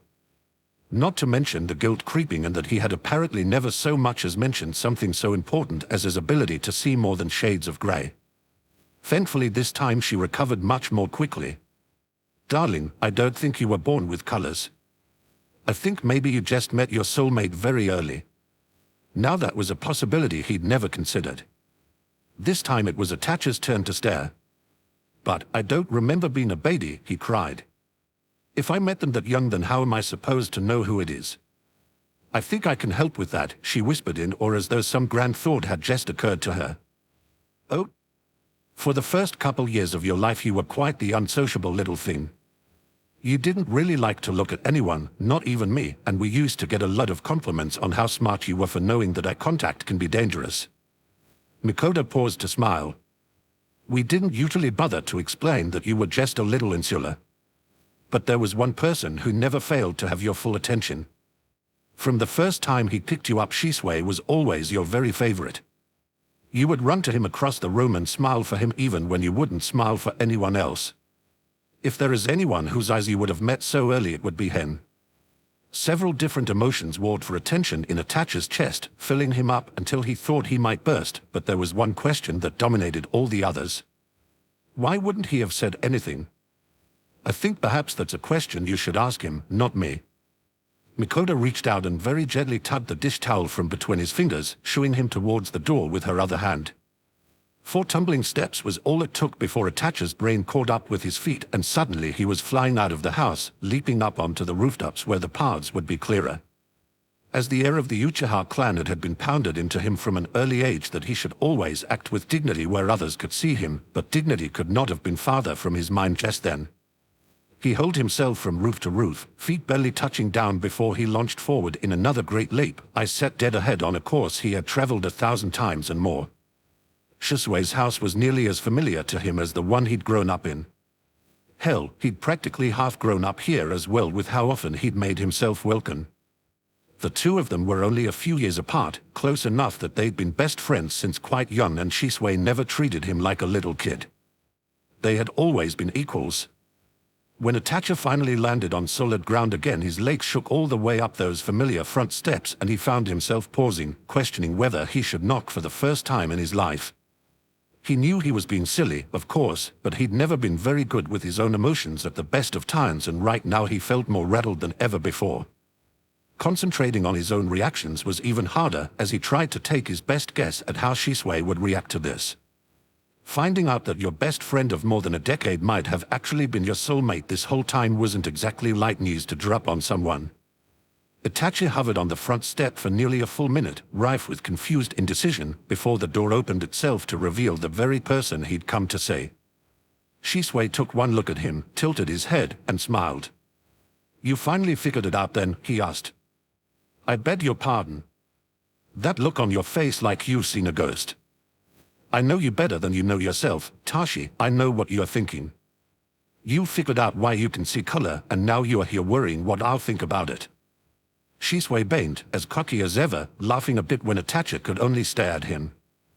Nearly half a minute passed in silence before he found the words to blurt out, "You mean you already knew?" "Well, of course. I was 4 years old when you were born. I had a lot of questions for my mum when suddenly everything was in color. And I suppose you have some grand reason for never saying anything?" Itachi demanded. Shisue's laughter turned a bit sheepish. "It was a legitimate excuse at first, in my defense. But the older you got, the more I wasn't sure how to say, 'Hey, we've been soulmates this whole time,' so I would hesitate more, and then you'd get even older, and the cycle just never ended. Then Mom kicked the bucket on a mission, so I didn't have anyone to corroborate for me. Eventually it's gotten to the point where I've just been basically waiting for some god or other to strike me down for sheer ignorance of the fates." His eyes fell to one side with shame. "Or, you know, for you to figure it out for yourself. You were a genius after all. My mother figured it out." Saying it out loud felt like giving physical voice to shame, a feeling that wasn't helped when Shisue winced and then nodded. "I mean, Mikoto has always been pretty smart too. We're going to fight about this later," Itachi told him. Then a flush rose up on his cheeks and he turned his own eyes away with embarrassment. "If you've been trying so hard to find a way to talk about this, then does that mean, what does that mean?" He thought for a couple of heartbeats that his hopes would be dashed. It wasn't until Shisue's face grew to roughly the same shade of red as a fresh tomato that he realized he was being silly. What reason would the other have to hesitate in telling him the truth if there was nothing more to it? Like the complete idiots they were, both of them had apparently been carrying around the same secret. That was just like them. "Okay, so we don't need to make a big deal out of this, but yes, I've had a massive crush on you since we were pretty little, and yes, I was an absolute coward who never said anything." Shisue coughed delicately into one hand. "So if you happen to miraculously feel the same way, that would be absolutely smashing, not to mention it would save me a great deal of moping. You are, hands down, my least favorite person in the world right now," Itachi told him. Then, as if to prove his own words wrong, he took double fistfuls of the other's collar and pulled them together for a first kiss he had imagined a rather shameful number of times. He meant it when he said they were going to fight about this later. Once he'd had time to get past the novelty of being allowed close, being allowed to touch in the ways he'd been dreaming about, the two of them were absolutely going to trade some very sharp words about what kind of secrets were appropriate to keep and why it wasn't very nice to hide the fact that they were soulmates for nearly 2 full decades. But all of that could wait. For now he pressed a little closer just for the pleasure of feeling Shishui's arms coming around to encircle his waist. Even if he had seen in black and white his entire life, he knew that Shishui would still be the colors in his soul. The two of them were meant to be together. If fate happened to agree with him on that point, well, he was hardly going to argue against having everything he'd ever wanted handed to him on a silver platter. Chapter 217, Gaara and Naruto, the one where you can hear each other's thoughts. He knew that Sakura was trying to get his attention. He wasn't ignoring her just to be a dick. It was just that the voice in his head was always so much more interesting to listen to than, well, anyone else. Sakura might be one of his best friends, but his soulmate was his best friend. As in closer than closer, better than best, been there for him through all the lowest parts of his life, only one that's never gonna leave type of best friend. If not for the fact that they were physically incapable of trading names through their mental link, Naruto would have torn the world apart years ago to find the one person who had loved him when no one else had. So yeah, he knew Sakura was saying something. He could even hazard a guess that it was probably important, but he willingly gave his attention over to the voice in his mind instead and smiled distantly as he listened to his ephemeral partner exclaim over all the things that were different in the new village they were apparently visiting. In his imagination he pretended it was his own village, that his soulmate could be so close within reach. He'd heard a few rumors about the Chunin exams coming up, but after all the years of fate ticking him about in life, he didn't have much confidence that it would start giving him breaks now. Having his soulmate attend such an important event right here in his own home village was just too much of a coincidence for him to really believe it. Naruto might be filled with endless optimism, but he wasn't actually stupid. A sudden explosion of pain in the back of his head brought his thoughts to a screeching halt. Or maybe that was the sound of Sakura yelling in his ear. "Can you not stay tuned in for one full conversation?" she demanded. "This is important." "Everything you say is important," he responded without thinking. He didn't realize his mistake until he saw Sasuke rolling his eyes on the other side of Sakura. What he'd actually meant was that after a childhood of being entirely alone but for the voice in his head, Naruto considered his friends very important to him. Unfortunately, whenever he tried to express things like that, he usually ended up muddling his words, giving rise to the widely accepted rumors that he had a massive crush on his teammate. He didn't, but once the gossip had spread, there was little he could do to fight it. "What were you saying?" He tried for an apologetic smile, though it didn't sway her annoyance very much. I'll tell you later." "Look. Those three coming towards us, they are wearing Suna headbands. I bet they are here for the Chunin exams." "Guess so. What else would they be here for?" Despite his attempt at sounding nonchalant and cool, Naruto still craned his neck as subtly as he could to get a better look at the trio walking towards them. As Sakura had noted, they all wore the Suna crest rather than the stylized leaf he had grown up surrounded by. None of them were really wearing it as a headband, though, even though one of them did have it stitched on the forehead of his spiky-eared hood. The girl of the group wore hers on a sash around her waist, while the boy in the middle had wrapped his around the heavy strap holding a large gourd on his back. Naruto observed them all one by one, wondering if he would look as cool as them if he started wearing his headband someone different. Maybe he could stitch it into his jacket somehow. He floated the suggestion by his soulmate even as he continued inspecting these three strangers. They were all fairly young, but he would bet the one in the middle was closest to his own age. Since he looked the coolest out of the three, Naruto was sure that meant they would definitely be fast friends. He was pretty cool himself. Just as a soulmate was answering him, asking why he wanted to wear the mark of his accomplishments somewhere different after fighting for so long to wear it in the first place, he and his teammates drew abreast of the foreign shinobi. Sakura was the first to introduce herself. Out of the three of them, she was generally the most socially qualified to talk to strangers, no matter how enthusiastically Naruto often tried to interact with people. The girl from Suna introduced herself as Temari and then waved vaguely at the other two.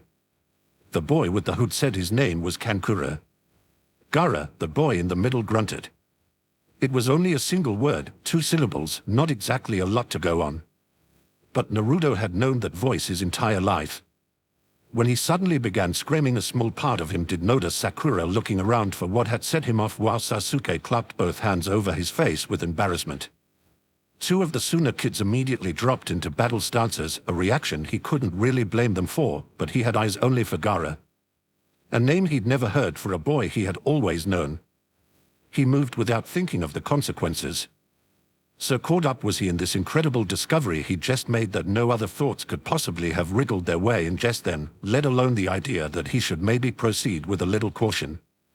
His legs coiled to launch him forward, but just as quickly he found himself tackled out of the air by a massive and very solid wooden construction. Sakura's voice screamed on one side while metal flashed on his other. It took a few moments to orientate himself again, to see past the joy rushing through his veins like a right-on out of control, and when he did he was utterly baffled to see Sasuke crossing kunai with the girl Temari while the Sakura held her fists up to Kankura, his fingers spread out in some very strange configurations. The hell? Naruto muttered under his breath. Then he kicked the wooden construction off of himself and cried, "Cut it out, you guys. What are you doing? Us? You're the one who attacked my brother." Temari sniffed at him with a look that suggested he wasn't all there in the head. It was a familiar look, although hers carried a more distant malice than he'd grown used to from his fellow villagers. "I wasn't attacking anyone." Kankuro snorted. At the flick of his fingers, the wooden thing leapt back to his side. From farther away it was easier to see that it was a puppet of some sort, oddly jointed but clearly meant for battle, judging by the assorted blades and the way it stood in just the right spot to leap to his defense. Come on, just get out of my way." "Gaara." "Hi Gaara." "Hi. My name's Uzumaki Naruto, Databayer." "Hello Naruto." Just those two words froze his companions in their place for some reason. Naruto decided why was unimportant for now, so long as they stopped interfering with him getting to the most important person in his whole life. Dusting himself off was put aside as a problem for later as well. The moment he was able to properly regain his feet, Naruto bent as wide as his face would let him and dove through the air again. This time no one stood in his way. Gaara didn't exactly catch him in a big hug, but that wasn't really a surprise if he were honest. After everything the boy had been through and how it had all affected him, Naruto would have honestly been surprised if the other had gone straight for a hug. He was just grateful to be allowed to throw his arms around Gaara's shoulders and hold as tightly as he could, determined to squeeze all the love he carried through their clothing and press it inside the other boy's heart where it had always belonged. For several long moments no one said anything. There was nothing but the sheer bliss of finally being together. Finally having a solid warm body to house the voice so precious to him. Then, of course, someone had to go and ruin it. "Are you seeing this?" Temari screeched. "He's hugging him. And he's letting him." "Gaara, since when do you have friends?" The two other siblings continued to scream and jubile while Naruto's teammates lent their voices to the cacophony as well, demanding to know what the hell was going on. Ignoring them was as easy as letting himself sink into the mind space that had brought him comfort in the darkest of times, listening to the raspy voice of the one who held his sanity in strangely gentle hands. "It's so good to finally meet you," he murmured out loud. "Yes," Gaara agreed. "It is good to know that I truly do have a soulmate." Around them the screaming grew more violent and confused than ever, and it wasn't that Naruto was intentionally ignoring them. He knew Sakura and Sasuke were both shouting for his attention. It was just that meeting the source of the voice in his head that had always been there was so much more interesting. Gaara had always and would always hold his attention before anything else. Chapter 218, Madara Tobirama, the one where a tattoo only shows up on your soulmate. It had been dozens of generations since the Uchiha clan discovered the secret of their most powerful weapon hidden in the love they so fiercely protected, just as many since the discovery that their greatest strength was also their greatest weakness, the curse that could bring low any warrior from the weakest to the most battle-hardened. They were not so self-centered to believe that other clans did not love their important people fiercely, but there had always been a certain extra level of passion in an Uchiha's emotions that just didn't seem to exist for anyone not of their blood. Were they born of any other clan, the sheer weight of their love would have been labeled oppressive. For an Uchiha it was nothing less than expected, necessary in a way. Without the crushing weight of love to hold them against the earth, an Uchiha was cursed to spiral into madness with only their bloody Sharingan to light the way forward. It was not a future any of them looked forward to. Some escaped the curse, of course. It wasn't an inevitability for anyone who chose the life of a civilian or followed a path that did not lead to the battlefields. Madara found himself envious of those people sometimes. The artisans who spent their worries on sourcing materials and feeding orphans had a hard life in their own way, but a much more peaceful one. He was willing to bet very few of them had ever come awake at night with their eyes spinning red and their mind filled with horrors that could never be forgotten. He wished sometimes that he could have such an uncomplicated life. He wished sometimes that he had never fallen in love. What should have been the center of his happiness, the anchor that weighed his sanity against the storm of the shinobi's life, walked ahead of him with confident strides and eyes that looked forward, unaware of the power they held. Sometimes Madara wondered if Tobirama knew about his feelings. To anyone else in his own clan, he was sure what he felt was as clear as day. Even if Azuna hadn't said anything yet, he'd felt his brother's gaze on him when the fire in his veins overflowed in public, something he tried so hard to muffle and failed more often than not. He supposed in a way it could be considered an advantage in this case, the fact that his people seemed to love just a little differently than the rest of the world. If Tobirama knew, he surely would have said something.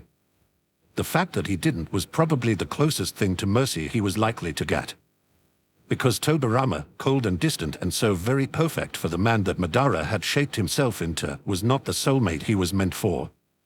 The proof of it was right there on his face in 3 thin lines, red like blood. Red like passion. Red like the Sharingan he still didn't seem to trust very much. Madara was only too aware that if they were indeed meant to be soulmates, he would have woken up with those same tattoos the day after Tobirama received his iron. But he hadn't. His skin was clean and bare of any marks except for the scars of battles he couldn't count. Whether that was because his true soulmate was waiting on him to guide them in with ink of his choosing, or simply because they did not exist, he didn't know. Didn't care. It had been a handful of years now since he stopped caring whether they might still be alive out there somewhere. It was hard to imagine what his soulmate could ever offer that might turn his eyes away from the man walking in front of him now. Harder still to imagine the monumental force it would take to peel the layers of emotions away from his heart until he stopped loving Tobirama. He was, after all, an Uchiha. Not a people known for giving up on love very easily. As a whole, they tended to prefer death, not something he was very eager to run towards when the village he dreamed of as a child was less than a decade off the ground.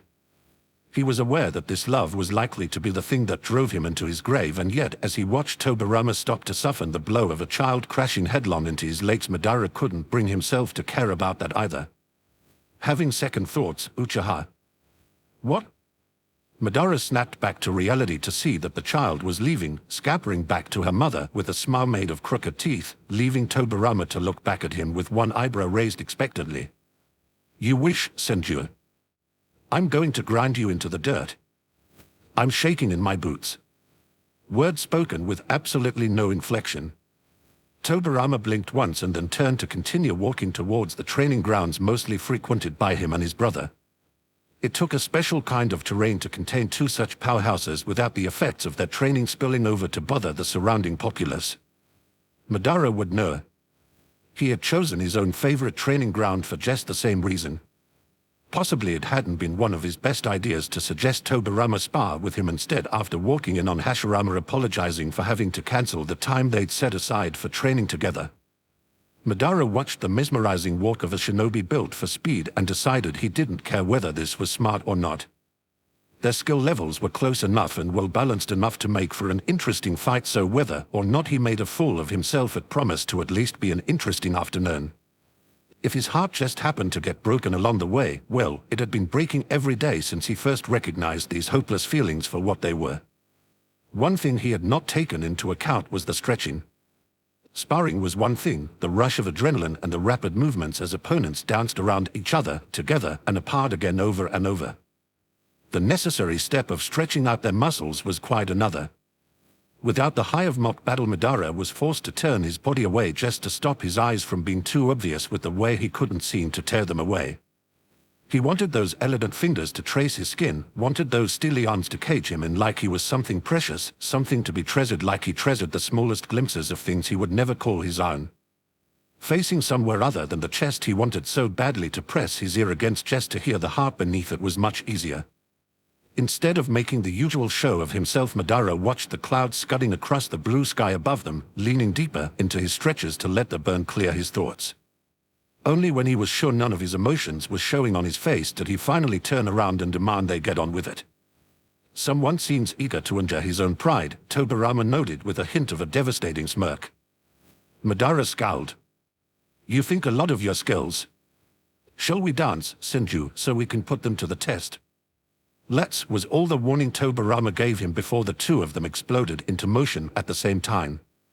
It felt good to focus on the flow and pull of his own body undulating across the field, dodging and weaving through Tobirama's attacks, breathing fire hot enough to evaporate the water used against him. Nothing would ever be as good as battle for clearing the mind of any other unwanted thoughts. After barely a couple of minutes, Madara was relaxed enough to let slip a feral grin, truly enjoying himself enough to forget his rheumatic woes for just a little while. Unfortunately, it really was only a little while. With the sheer power they both had, Madara thought the two of them could have lucked themselves into a stalemate for a good long while, but it seemed as though the difference in their skill sets was just enough to give one or the other the upper hand fairly quickly each round, the victor declared, depending on who spotted an opening first. Barely more than an hour had passed before they were half a dozen rounds in, and both of them were drenched with sweat from giving it their best effort. Madara chose to delude himself that Tobirama was working as hard to impress him as he was to impress the younger man. A harmless delusion, at least compared to the other ones he entertained when he was alone and free to dream of the impossible. Or so he thought.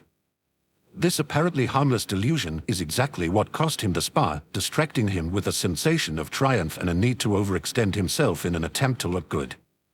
Like a feral animal, Tobirama seemed almost able to smell when his opponent was weak.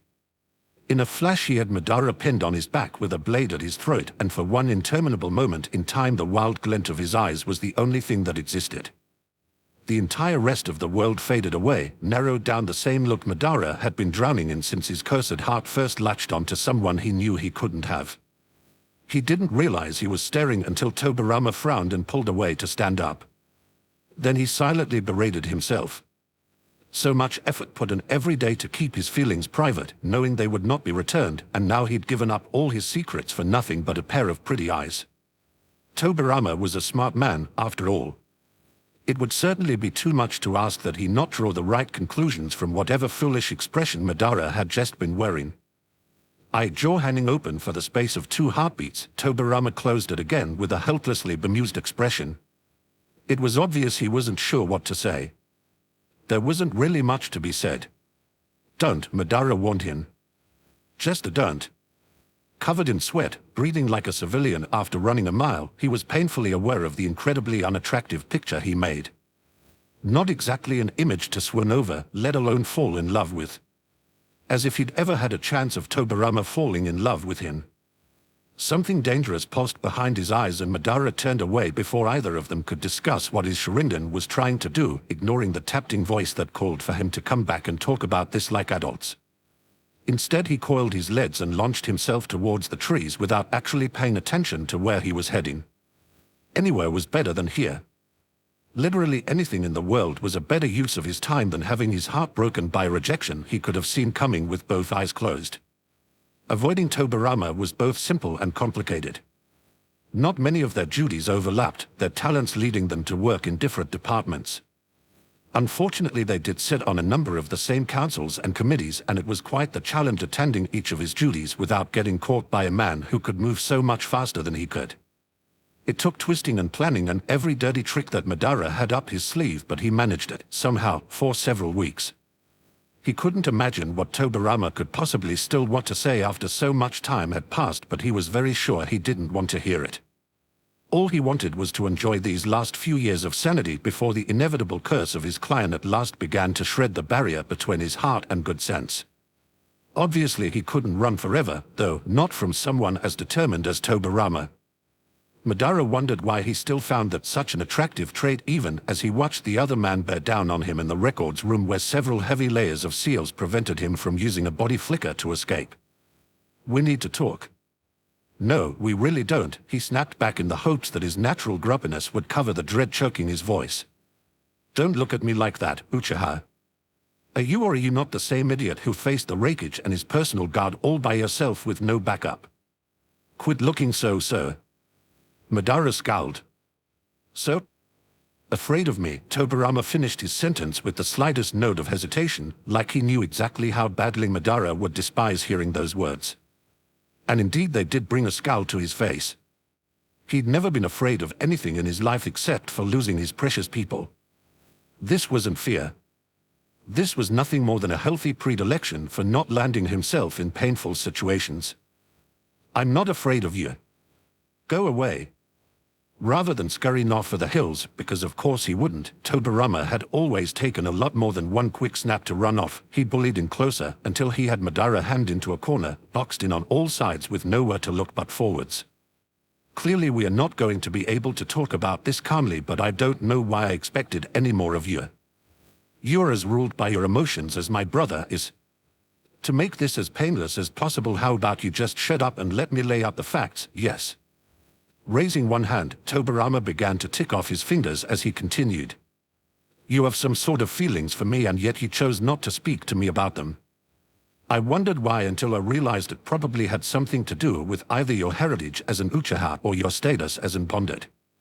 As someone outside of your clan, those answers were not available to me.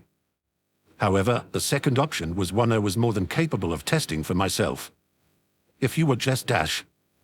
Madara tried to balk when pale fingers reached for his arm, but Tobirama pinned him with a look so venomous he could do nothing but stand absolutely still while his sleeve was pulled up to reveal his forearm, a particularly boring part of the human body in his own opinion, something he was utterly baffled by the need to see until he looked down and noticed something new for the first time. That wasn't there this morning, he breathed. As he spoke, his eyes remained fixed on the small shape exactly halfway between wrist and elbow. The stylized leaf of Konohagakure was something he'd helped to design, but he certainly hadn't expected it to show up on his skin without warning. A soul tattoo. If he hadn't put it there himself, then the only possible explanation was that his soulmate had branded themselves with a tattoo at last, echoing itself onto Madara's skin through the bond they shared. Suddenly it felt very difficult to swallow. Breathing, too, felt nearly impossible as he watched Tobirama hike up one of his own sleeves and turn his arm. It appears my suspicions were correct, he heard the man say in a strangely gentle voice. We are soulmates. How?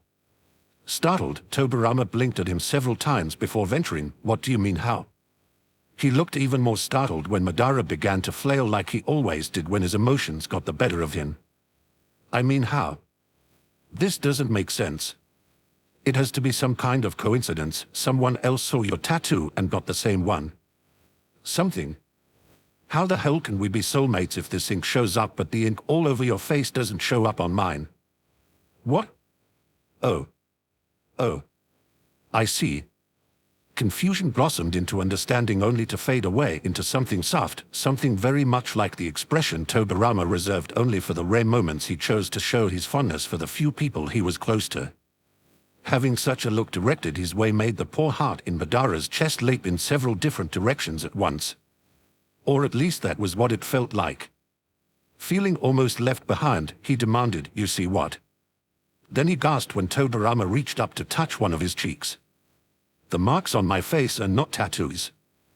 They are seals, much like the one Mida wears on her forehead, meant to store chakra in case of some emergency. He traced the line of Madara's jaw and leaned impossibly closer until they were breathing the same air. Is that why you refused to speak to me? You wanted this. But you thought, my own reticence comes back to bite me yet again. I'm sorry for the confusion. You should be, was all Madara could think to say. Forming any thoughts at all felt incredibly difficult at the moment. And how shall I make it up to you, HN? It would have been impossible to name all the many emotions running through Madara's veins at that moment. Years of watching and yearning in silence, years spent waiting for the inevitable madness so many Uchiha had fallen victim to, years of cursing his heart for treading this path towards his own doom. All of it had been for nothing. The man he loved was his soulmate after all, and more than that, Tobirama had not rejected him, seemed willing to entertain the notion even. Relief and happiness and consternation and anger and joy and confusion and desperation all wound together in a tight knot he feared would never come untangled again. Words failed him. And so he turned to action.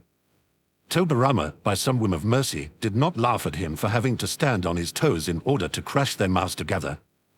In fact, he seemed more eager to reciprocate than anything else, and Madara wondered if turning his eyes away so often had left him blind to things that could have been his a long time ago. He resolved not to ask. Whatever the answer was, he was sure it would make him ashamed of his own dramatics. Several minutes had passed by the time his heels touched the ground again, though his hands remained where he hadn't even noticed them twisting into the other's shirt. Madara closed his eyes and simply breathed for a moment. He still wasn't entirely sure this wasn't a drain. Uchiha don't love by halves, he murmured in warning. If we do this, then we do it for real. No. And you're okay with that? Shut up and kiss me again. With a bone-deep shudder, Madara did. He fell into Tobirama the way he'd never thought he would, and when his soulmate caught him as easily as breathing, he thought, so this is what it feels like to be loved. Chapter 219, Shisui Kakashi, the one where common opinion about them is written on your skin. Someone looks a little gloomy. Shisui looks up just as the shadows around him coalesced into the shape of a fellow shinobi. Not one he recognized, although that wasn't so much of a surprise. He wasn't in ANBU himself, so it stood to reason he wouldn't know which mask belonged to her. The silver hair automatically made him think of Kakashi, of course, but the infamous last of the Hatake line was far from the only person in their village with white or silver hair, and Shisui had learned his lesson the hard way a dozen times over not to make assumptions. With a slight shift of his weight, he made room on the bench for another body, only to quirk up one side of his mouth in a reluctant smile when the ANBU chose to perch on the small edge of the backrest instead. How contrary. And entirely unnecessary. He very much hoped he was friends with this man outside the mask, because that was just the sort of ridiculousness he enjoyed. I'm all right, he tried to protest. A heavy and very pointed silence followed until he sighed in defeat. Okay, I'm not all right, but I'm not injured or anything. Just worried. Sometimes it helps to talk about it. Oh. Are you sure? You probably have something a lot more important to do than listen to me whine about my personal problems. The mask of the hound tilted to one side. My duty is to care for the people of this village in any way they might need my protection. Even if that means protecting you from whatever's going on inside your head, I suppose. A little bemused, Shisui let out a quiet chuckle. It was a very roundabout way to make the offer, but he was grateful all the same. Maybe the two of them really were friends. He couldn't think of any other reason one of their most elite would reveal themselves and take the time just to speak to him over a gloomy expression. And maybe it made him a bit too trusting to consider opening his heart to someone without being totally sure he could trust them, but Shisui had always had a strangely open heart for an Uchiha. If you want to listen to me blather on, then more power to you, friend. Just let me know if I make you uncomfortable.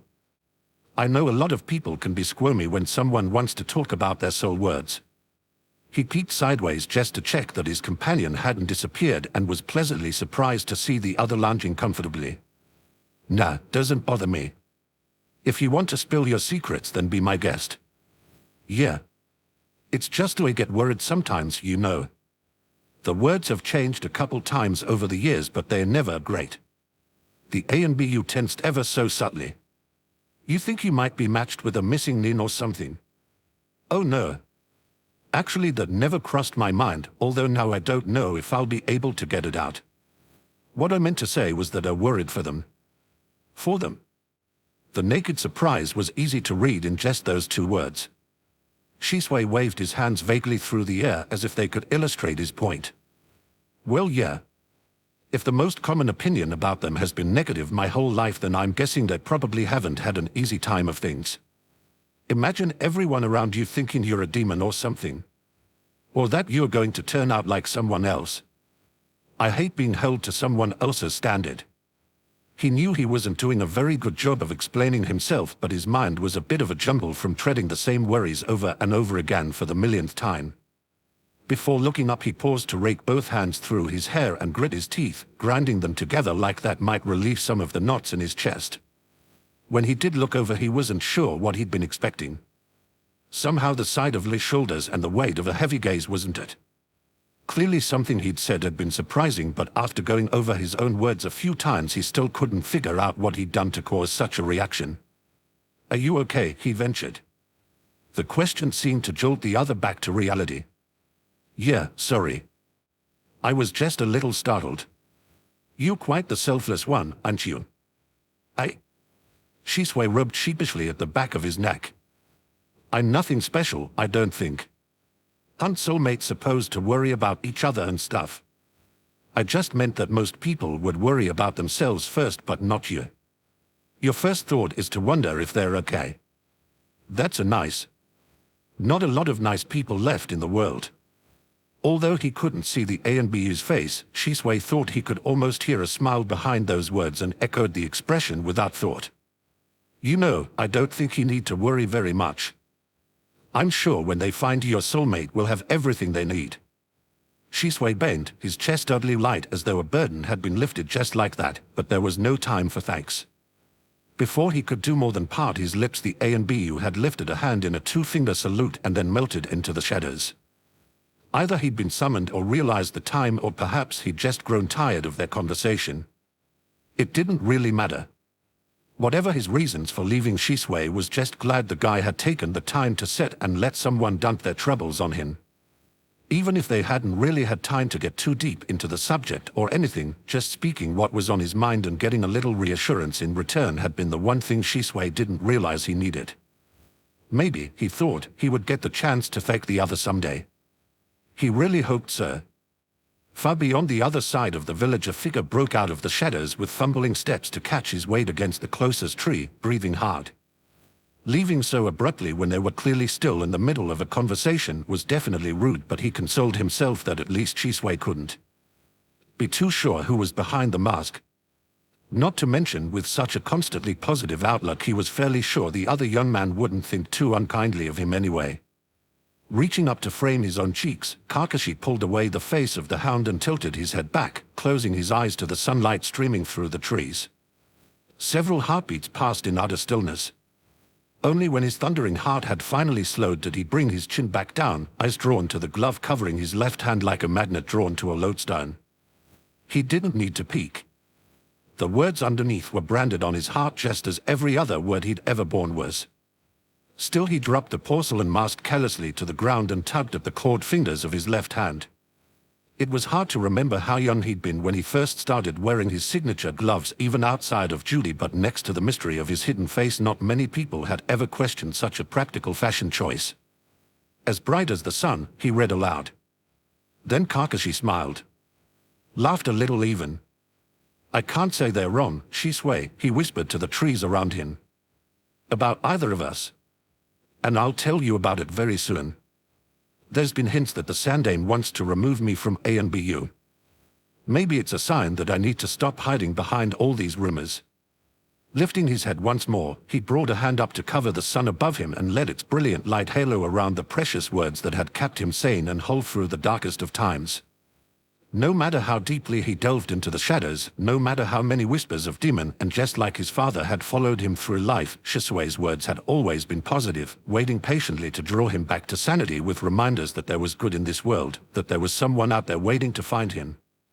"We'll see each other soon," Kakashi vowed to the silence around him, "for who we really are." And although he knew that Shisui could not hear him, he meant to keep that promise all the same. Chapter 220, Yamato and Naruto, the one where you hear their thoughts. Tenzo knew his soulmate within moments of meeting them. He really hadn't expected that. After the life he'd led and a continuing lack of proper social understanding, he'd expected it to take a very long time for him to figure it out if and when they finally met. There had been times he'd bemoaned the fact that their mental connection didn't extend towards an ability to have actual conversations, limited only to allowing them an ear into each other's thoughts at will, but after so many years of worry it seemed there had been nothing to fear on that front. Unfortunately, in all the time he'd spent wondering what they would look like or how their voice would sound out loud, Tenzo had forgotten to wonder about one thing. Only one detail, yet such an important one. He'd forgotten to wonder at their age. Looking at the still-growing bundle of energy in the clearing ahead of him, Tenzo did his best to identify each of the emotions coalescing in the hot tangled ball around his heart. Shock, clearly, was the foremost emotion, that fate had chosen to bond him with someone so much his junior without even allowing them the mercy of meeting after Naruto had fully grown. confusion was also a large part of it, although he couldn't pinpoint exactly what he was confused about or if he was simply feeling generally off kilter. Years of rigorous training had the back of his mind reminding him that such emotions would make for poor concentration on the mission awaiting them. But there were still so many other feelings woven throughout the stranglehold suffocating his heart that he just knew he would never be able to untangle them all for a proper look. Was he disappointed? Tenzo couldn't say.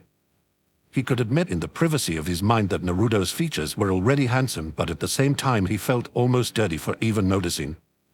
The boy was only 17. The best thing he could think to do at the time was to hold his silence. Whatever his feelings about this situation, it would surely be for the best if he figured them out for himself before admitting to this child that they were matched. Before that first day was over, it was obvious that Naruto was not the sort to take bad news quietly or keep it to himself either. Tenzo felt certain the boy would understand if he simply put off such an awkward conversation until he was sure they could both be ready for it. Unfortunately, the longer he held his tongue, the less sure he became, a year or two quickly turning into half a decade almost before he realized, and Tenzo suddenly found himself adrift in a post-war utopia with everyone around them finding the places they were always meant to be, leaving him far behind. He wondered sometimes if Naruto even really noticed that he'd never found his bond. In the wake of the fourth shinobi war, the boy, more of a man now the boy, found himself awash in suitors of all genders, handing out dates left and right like he had a well of infinite love for anyone who wanted a taste. And Tenzo, well, he wanted a taste. It may have taken just over 5 years for him to finally admit it to himself, but the rare glimpses he allowed himself into Naruto's thoughts showed him to be as genuine as the face he showed to the rest of the world. It would have been very difficult indeed to find a heart as true as Naruto's. Some days it was harder than others to understand why or how he had worked himself into this stupid corner, unable to speak and yet unwilling to hold his tongue. On those days when the loneliness he built for himself became too much, he found himself often drifting to the roof of the administration tower. It was always peaceful up here. Most people in the common forces assumed that the Hokages A and BU would be camped out here on lookout at all hours of the day, and yet such assumptions only meant it would be too easy a spot to be ambushed. Generally they avoided it, letting the rumors fly free to encourage any possible attacks away from their true hiding places, and that left the roof free for a despondent ex-A and BU to sit with his back to one of the massive pillars while he looked for answers in the stars above. The last thing he expected was for anyone to join him there. Or rather, the last thing he expected was for Naruto to be the one who finally interrupted his mournful solitude. "You don't mind?" Naruto pointed at the spot beside him but didn't bother to wait for a reply before flopping down to the ground so close their shoulders brushed together. Tenzo peeked at the younger man from the corner or one eye. "I thought you had a date tonight," he murmured. He was boring. Kept going on and on about how I saved the village and is so grateful I would even give him the time of day and blah blah blah. Tenzo smiled against his will. "After all those years you put into making the village recognize you, you don't like it when they do." "Oh, for sure." Naruto puffed up his chest. "I like being someone that others can look up to. It's just kind of annoying when they treat me like I'm better than them somehow, you know. Just cause I got real strong doesn't mean I don't want to have normal conversations and stuff. I'm still just me." More than anyone else, Tenzo knew that it was one of the reasons he had slowly fallen in love, and so he nodded without trusting himself to speak. His silence must have been noteworthy somehow, because when he didn't get a verbal response, Naruto turned to lock their eyes together with an unreadable expression. Tenzo knew he could have simply dipped into the other's thoughts. He could know everything he wanted to know in just a few moments. Instead, like the coward he was, he merely blinked and waited for Naruto to speak first. He didn't have long to wait. "You know, sometimes we build things up in our heads and it gets bigger and bigger until one day you realize it's just never gonna be the same in reality as it is in your head.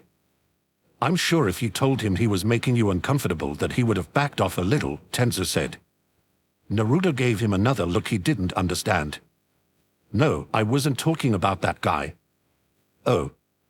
At a loss, he turned his face away and looked back up at the stars. "What were you talking about then?" For a long minute Naruto said nothing, and the feeling of expectancy that hung in the air between them was honestly baffling. It was hard to imagine what the other might be waiting for without reaching across the connection between them to listen firsthand. Forcing himself to have patience, to his shame, required falling back on some of the old repression techniques he had learned under Danzo's rule. "I was talking about you." Only 5 words, a simple message delivered in quiet tones, but they stole the breath from Tenzu's chest as he whipped his head back down again to stare at the man beside him. What do you mean?" he asked breathlessly. Naruto was grinning openly in amusement. "You know that this connection thing works both ways, right? I know I'm kind of a knucklehead, but I'm not really stupid, Dadabeya. I never." Waving a hand to cut him off, Naruto chuckled a bit. "You didn't know I knew." "I know. We can both hear each other's thoughts and stuff, sir. I mean, it wasn't all that hard to figure it out. You were really uncomfortable with it for a long time, so I figured you'd be even more uncomfortable if I made you talk about it. Just being friends is still great. But now more than ever before it seemed that words were beyond him." Because Naruto was right, this connection between them was a two-way street. Just as it was for every other pair of soulmates in the world. How that detail could have escaped him for so many years was a mystery, although Tenzu distantly suspected it probably had something to do with willful ignorance. He was grateful for the uncharacteristic patience as he struggled his way through the revelation that he had apparently worried himself into knots over nothing. For multiple years. Evidently Naruto had figured it out quite early on. Still, once his brain could finally process anything beyond the wild siren noises of panic, he couldn't help but get stuck on something quite specific. Just to being friends, he managed to get out. To his utter bafflement, Naruto flushed, reaching up to scratch at the back of his neck. "Should have known you'd catch that, Dadabeya. You're a really great guy. And you my soulmate. It's okay if I lick you, right?" The nervous chuckle he made sounded so out of place from someone usually so brash and confident. "But, hey. It's okay if you're still not comfortable. Just because we like each other doesn't mean we have to do anything with that if you don't want, or if it still bothers you that I'm younger or something. Just maybe you could think about it." Tenzu swallowed past the sudden lump in his throat to croak out, "You think of me like that?" A moment later he breathily added, "You know I think of you like that." His answer was a helpless laugh as Naruto shrugged. Either he'd run out of words, or he was listening through their link and realized that all these massive bombs he was dropping were just a little too much for an aging and poorly socialized XA and BU to handle. Ask him to assassinate the head of another village and Tenzu would approach his given task with a cool head. Ask him to face his own emotions and the only thing he was likely to accomplish was a few weeks of serious but confusing thoughts, no actions.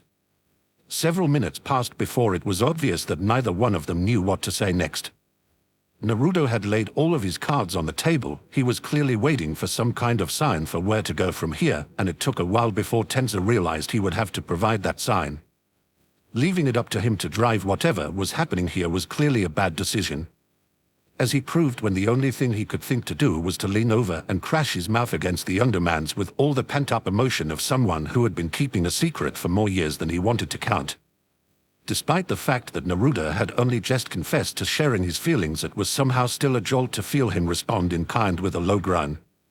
With no clue what he was doing, Tenzu did something for the very first time in his life. He threw logic out the window and let his emotions rule him. It was something he had always admired about his soulmate, something he'd always wished he could bring himself to do, and later it would occur to him how fitting it was that it was this leap of faith that brought them together at last. When the kiss ended, Tenzu discovered he was panting with the exertion of his own heartbeat, not embarrassed only because his partner was breathing just as heavily. "Yeah?" Naruto mumbled.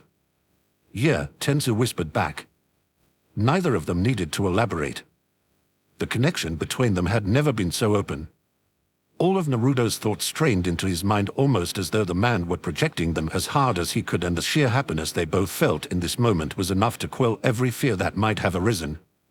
For real. We can dash. Since he really didn't have any better of a handle on his words yet, Tenzu chose actions instead.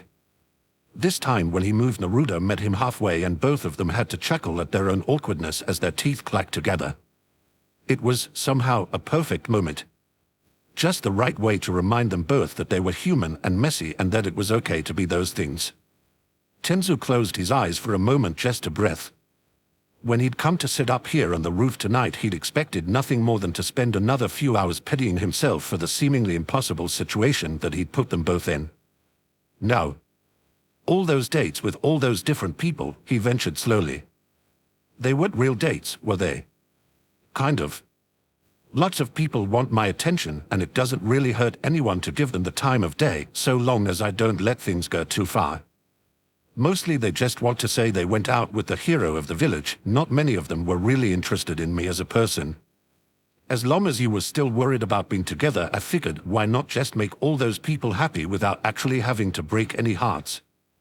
Naruto looked a little nervous, like he wasn't sure that was all right, but Tenzu found himself slumping with relief. It really was just like Naruto to give so much of himself like that. And as much as Tenzu had always been fine with Naruto finding companionship in others when he himself had refused to step forward, it was still an odd sort of relief to know the other had actually been waiting for him all along. "Don't break my heart, okay?" he said. Naruto didn't say anything, only pulled him in for a kiss that didn't miss this time, but he didn't have to use words. Everything he was feeling was right there in his thoughts. Tenzu reached out to cup the back of his soulmate's head even as he let his mind sink into Naruto's, where everything he had ever wanted was right there waiting for him. It was amazing how avoiding these little glimpses as much as possible had denied him what he most desired for so long, but what was done was done. There was no point crying over past mistakes. Feeling more carefree than he ever had before, Tenzu let the world drift away and filled his mind with the one man he now looked forward to filling his future with. Chapter 221, Madara, Tobirama, the one where every bond manifests differently. Watching the client who had come begging them for assistance with a typically ridiculous problem, Tobirama wondered what it would be like to have such an obvious connection to his soulmate as this man did. His already short sleeves were tied back even further, as though to purposefully display as much as possible of the golden words flowing down the back of one arm, the greeting that must have been the first words his other half spoke to him. To have such easy proof of one's connection, to know from the earlier stages that there was someone out there and how to find them, Tobirama could only wonder at the security this man must have felt in his bond from the moment he understood that it was waiting for him. It must have been nice. It was also quite the pity for whoever had been the one to speak those words. Privately, Tobirama could admit that a small bit of the attitude he could feel bubbling to the surface was motivated by jealousy, petty retribution against someone who had something he wanted for himself. Out loud, of course, he wouldn't be caught dead even hinting at such an admission. "This is all very fascinating, Kuramoto-san, but I can't help noting you have yet to explain what any of it has to do with Konohagakure. Were you perchance hoping to commission someone to record your story? Contracting a scribe would only be a direct mission, not the errand you proposed." Lifting one eyebrow in judgment was probably going a little too far. If only he could bring himself to care. "I was only just getting to that, Senju-sama," their client spluttered. Anger flashed across his face, but luckily for his continued health he was smart enough not to say anything.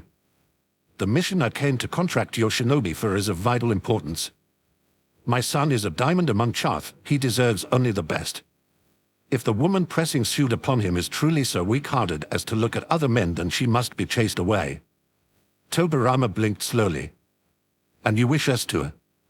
"Why, to bring proof of her infidelity, of course. I will pay the full price of an air-raid mission for 2 of your finest shinobi to approach her in disguise and seduce her away from my son. If her heart is as impure as I think it is, then she will no doubt fall for such base tricks." He puffed himself up with the same false importance bred into every idiot that had ever been born in the capital city, entirely ignorant of how little effect that would have on the one he was speaking to. When Tobirama got a hold of his brother, he was going to throttle the man for taking today of all days off and leaving his duties to the next in command.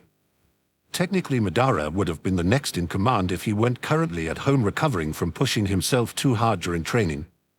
No doubt that was exactly why Hashirama had taken the day off. Tobirama hoped the 2 idiots drowned in a teapot for making him deal with this particular client. Despite his petty irritation, he didn't actually want to offend the man. Or at least not badly enough for the idiot to file a complaint that would bring another lecture down on his head about playing nice with their patrons. Several slow deep breaths helped bolster his patience until he could be certain none of the contempt he felt for this utter waste of time might show on his face. Only then did he speak again. "If you wish to pay for an errant mission, then we will gladly accept your commission." Do you have any other information that might help us choose the two best people to accept this task? You. I want one of them to be you. For some reason Kuramoto-san felt the need to rise from his chair and point like there could be any mistaking who he was speaking to. They were, after all, the only people in the room. I've heard all the rumors. Women from here to the capital cry themselves to sleep every night over the hearts you break. Tobirama could feel one of his eyes twitching. He'd heard a lot of rumors about himself before, but this one was new. Him? A countrywide heartbreaker. That went beyond laughable into the territory of utterly absurd. If anything, most rumors called him uptight and cold. Which, in all honesty, was certainly more true than the opposite. The last heart he broke was probably well back in his adolescence, when one of his clanmates had taken some unnatural interest in him and refused to be turned aside with any gentler tactics than a flat-out shredding of her ego. Clinging hard to his temper, Tobirama bit down savagely on his own tongue before asking, "I don't suppose I could change your mind on that? My duties here are many and rumors are easily blown out of proportion. Seduction is not one of my strengths, shall we say. Do I want to know?" Hashirama's voice asked in the same moment the door swung open. Their illustrious Hokage recoiled almost as soon as he stepped into the room, eyes wide and confused upon being met with Tobirama's acidic glare. Behind him trundled Madara, who looked a hell of a lot more put together than he had when Tobirama bullied him into going home the night before with instructions to recuperate before he passed out over his own paperwork. "A Hokage-sama," their client bowed hastily. "Hello. Hanapot mission." The cringe in Hashirama's voice was as obvious as the pain it caused him to think of his sibling in any sort of intimate context. Unfortunately, Kuramoto-san managed to speak first. "Senju-sama here has agreed to assist me in the matter I wrote to you about. All we need is one more Perfect. You're perfect. Pray tell, what is your name, miss?" If nothing else. Tobirama decided while he was busily choking on his own tongue that right there was worth the shame of having to take part in this ridiculous farce. Madara, to no one's surprise, didn't seem inclined to agree. His expression was particularly thunderous when he crossed his arms and leveled their client with a deadly stare. "Uchiha Madara," he growled. To Kuramoto-san's credit, he didn't so much as flinch before breaking into a massive grin. "Even more perfect. A man. And here I thought I would have to pay extra for you to dress as one. Most excellent. It absolutely must be the two of you." Madara sneered. "I don't think S-. Well now." Hashirama spoke over him. "I'm sure you understand, my dear sir, that these two are my most valuable shinobi, both administratively and in battle prowess. To allow both of them to be deployed on the same mission would be a serious detriment to our productivity, not to mention our security in the event of an attack. But I must have them. Only them. It simply doesn't seem feasible. To fill the large spaces they would leave empty would mean keeping several extra people on active duty, and I'm afraid the cost," with a face of carefully constructed regret. Hashirama sighed and Tobirama took a moment to reluctantly admire his brother's ingenuity. People could say what they wanted about his overly active emotions. Very few ever realized how easily he manipulated them entirely because of that same buffoonery veiling their eyes to the wily genius underneath. Kami forbid the idiot ever realized Tobirama admired that quality in him, though. "Can I not convince you?" Kuramoto-san begged. "If it is a matter of cost, I can of course make it worth your while to send them with me. Name your price, Hokage-sama, and I will pay it. Anything to ensure that my precious son lives his life only with a woman who will never betray him." The poor sir didn't even seem to realize the mistake he just made as Hashirama turned to him with a beatific smile on his face and dollar signs in his eyes. When he finally managed to leave the office, Kuramoto-san's face was as pained as his poor wallet was empty. Tobirama couldn't find it in himself to even pity the man. Not when his own fate had been sealed with more than 20,000 RY above the typical asking price of an A-ranked mission. Regrettably, he hadn't actually been lying when he said that seduction was not one of his strengths, but apparently he would have to at least make an effort.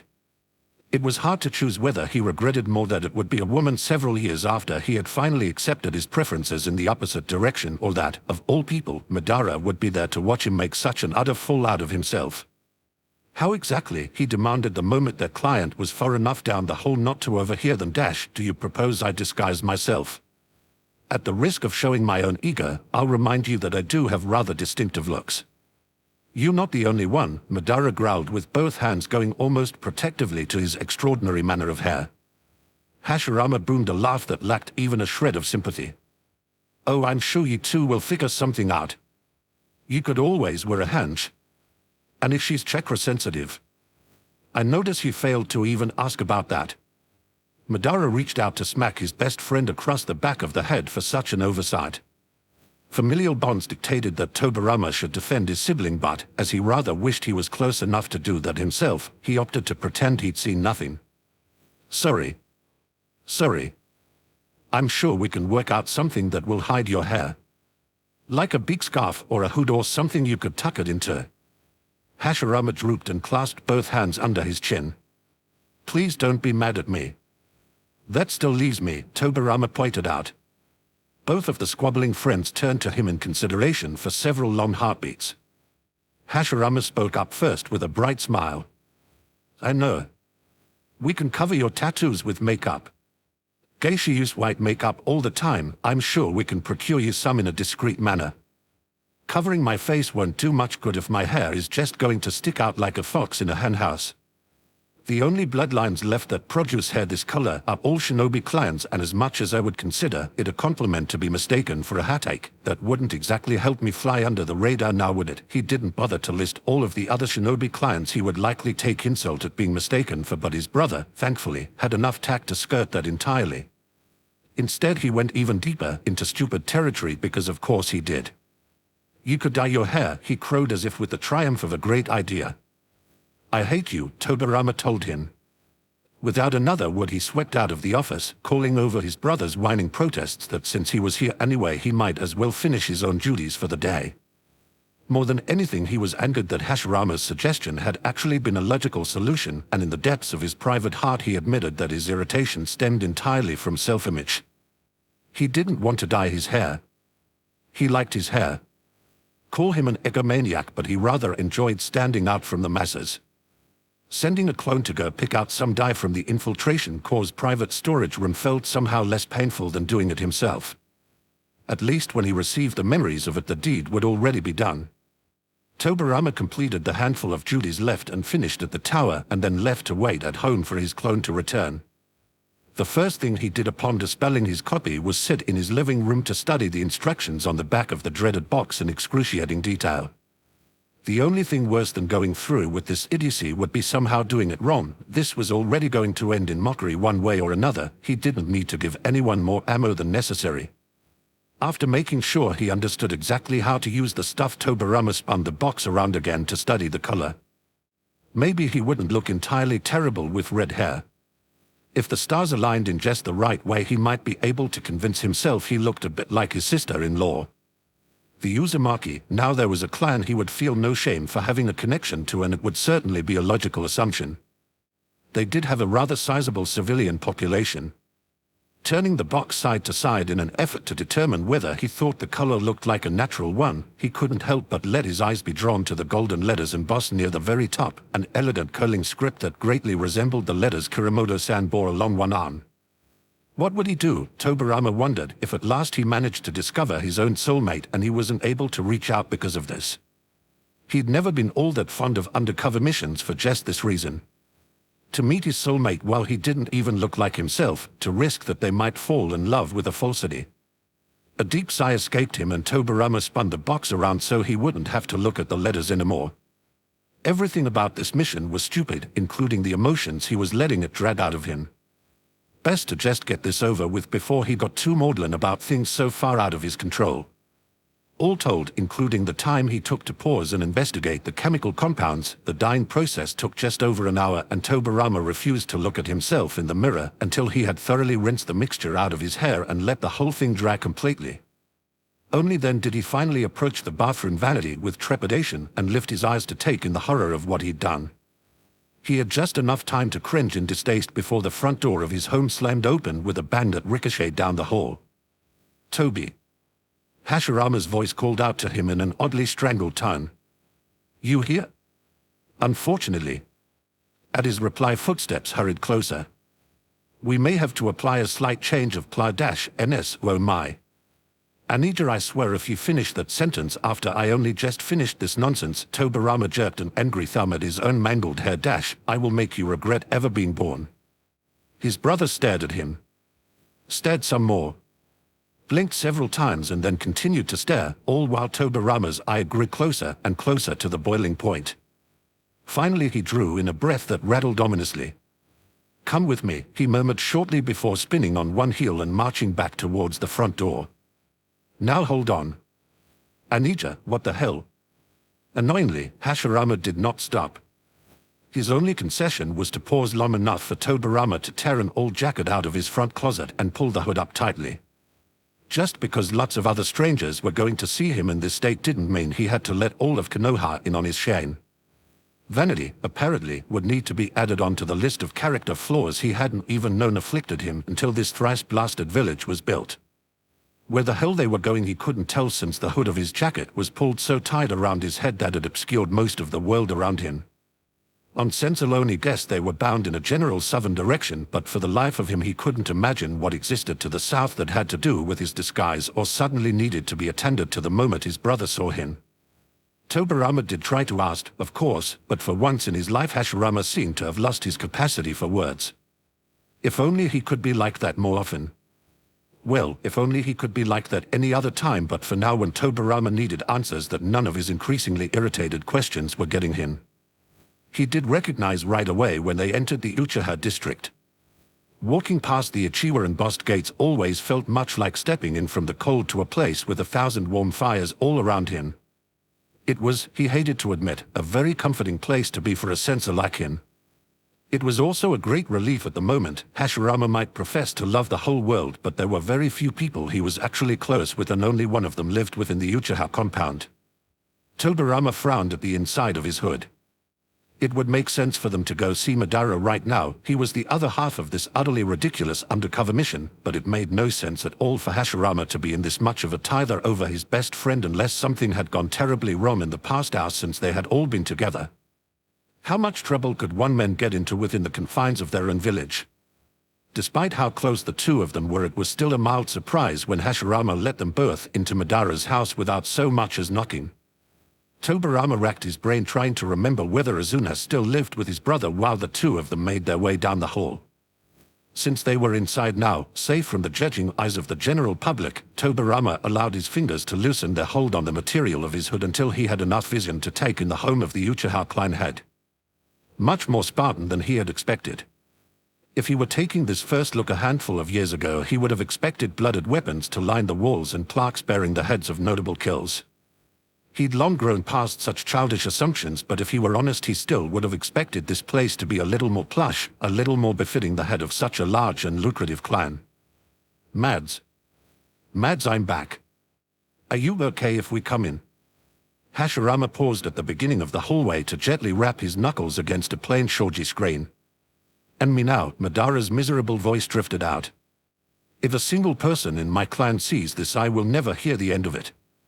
We are coming in, okay? Hashirama waited just a moment longer to give his friend time for yelling if he was truly so opposed to the mentoring. When no protests came, he nodded once and then opened the door, pulling Tobirama behind him as he walked forward into the room.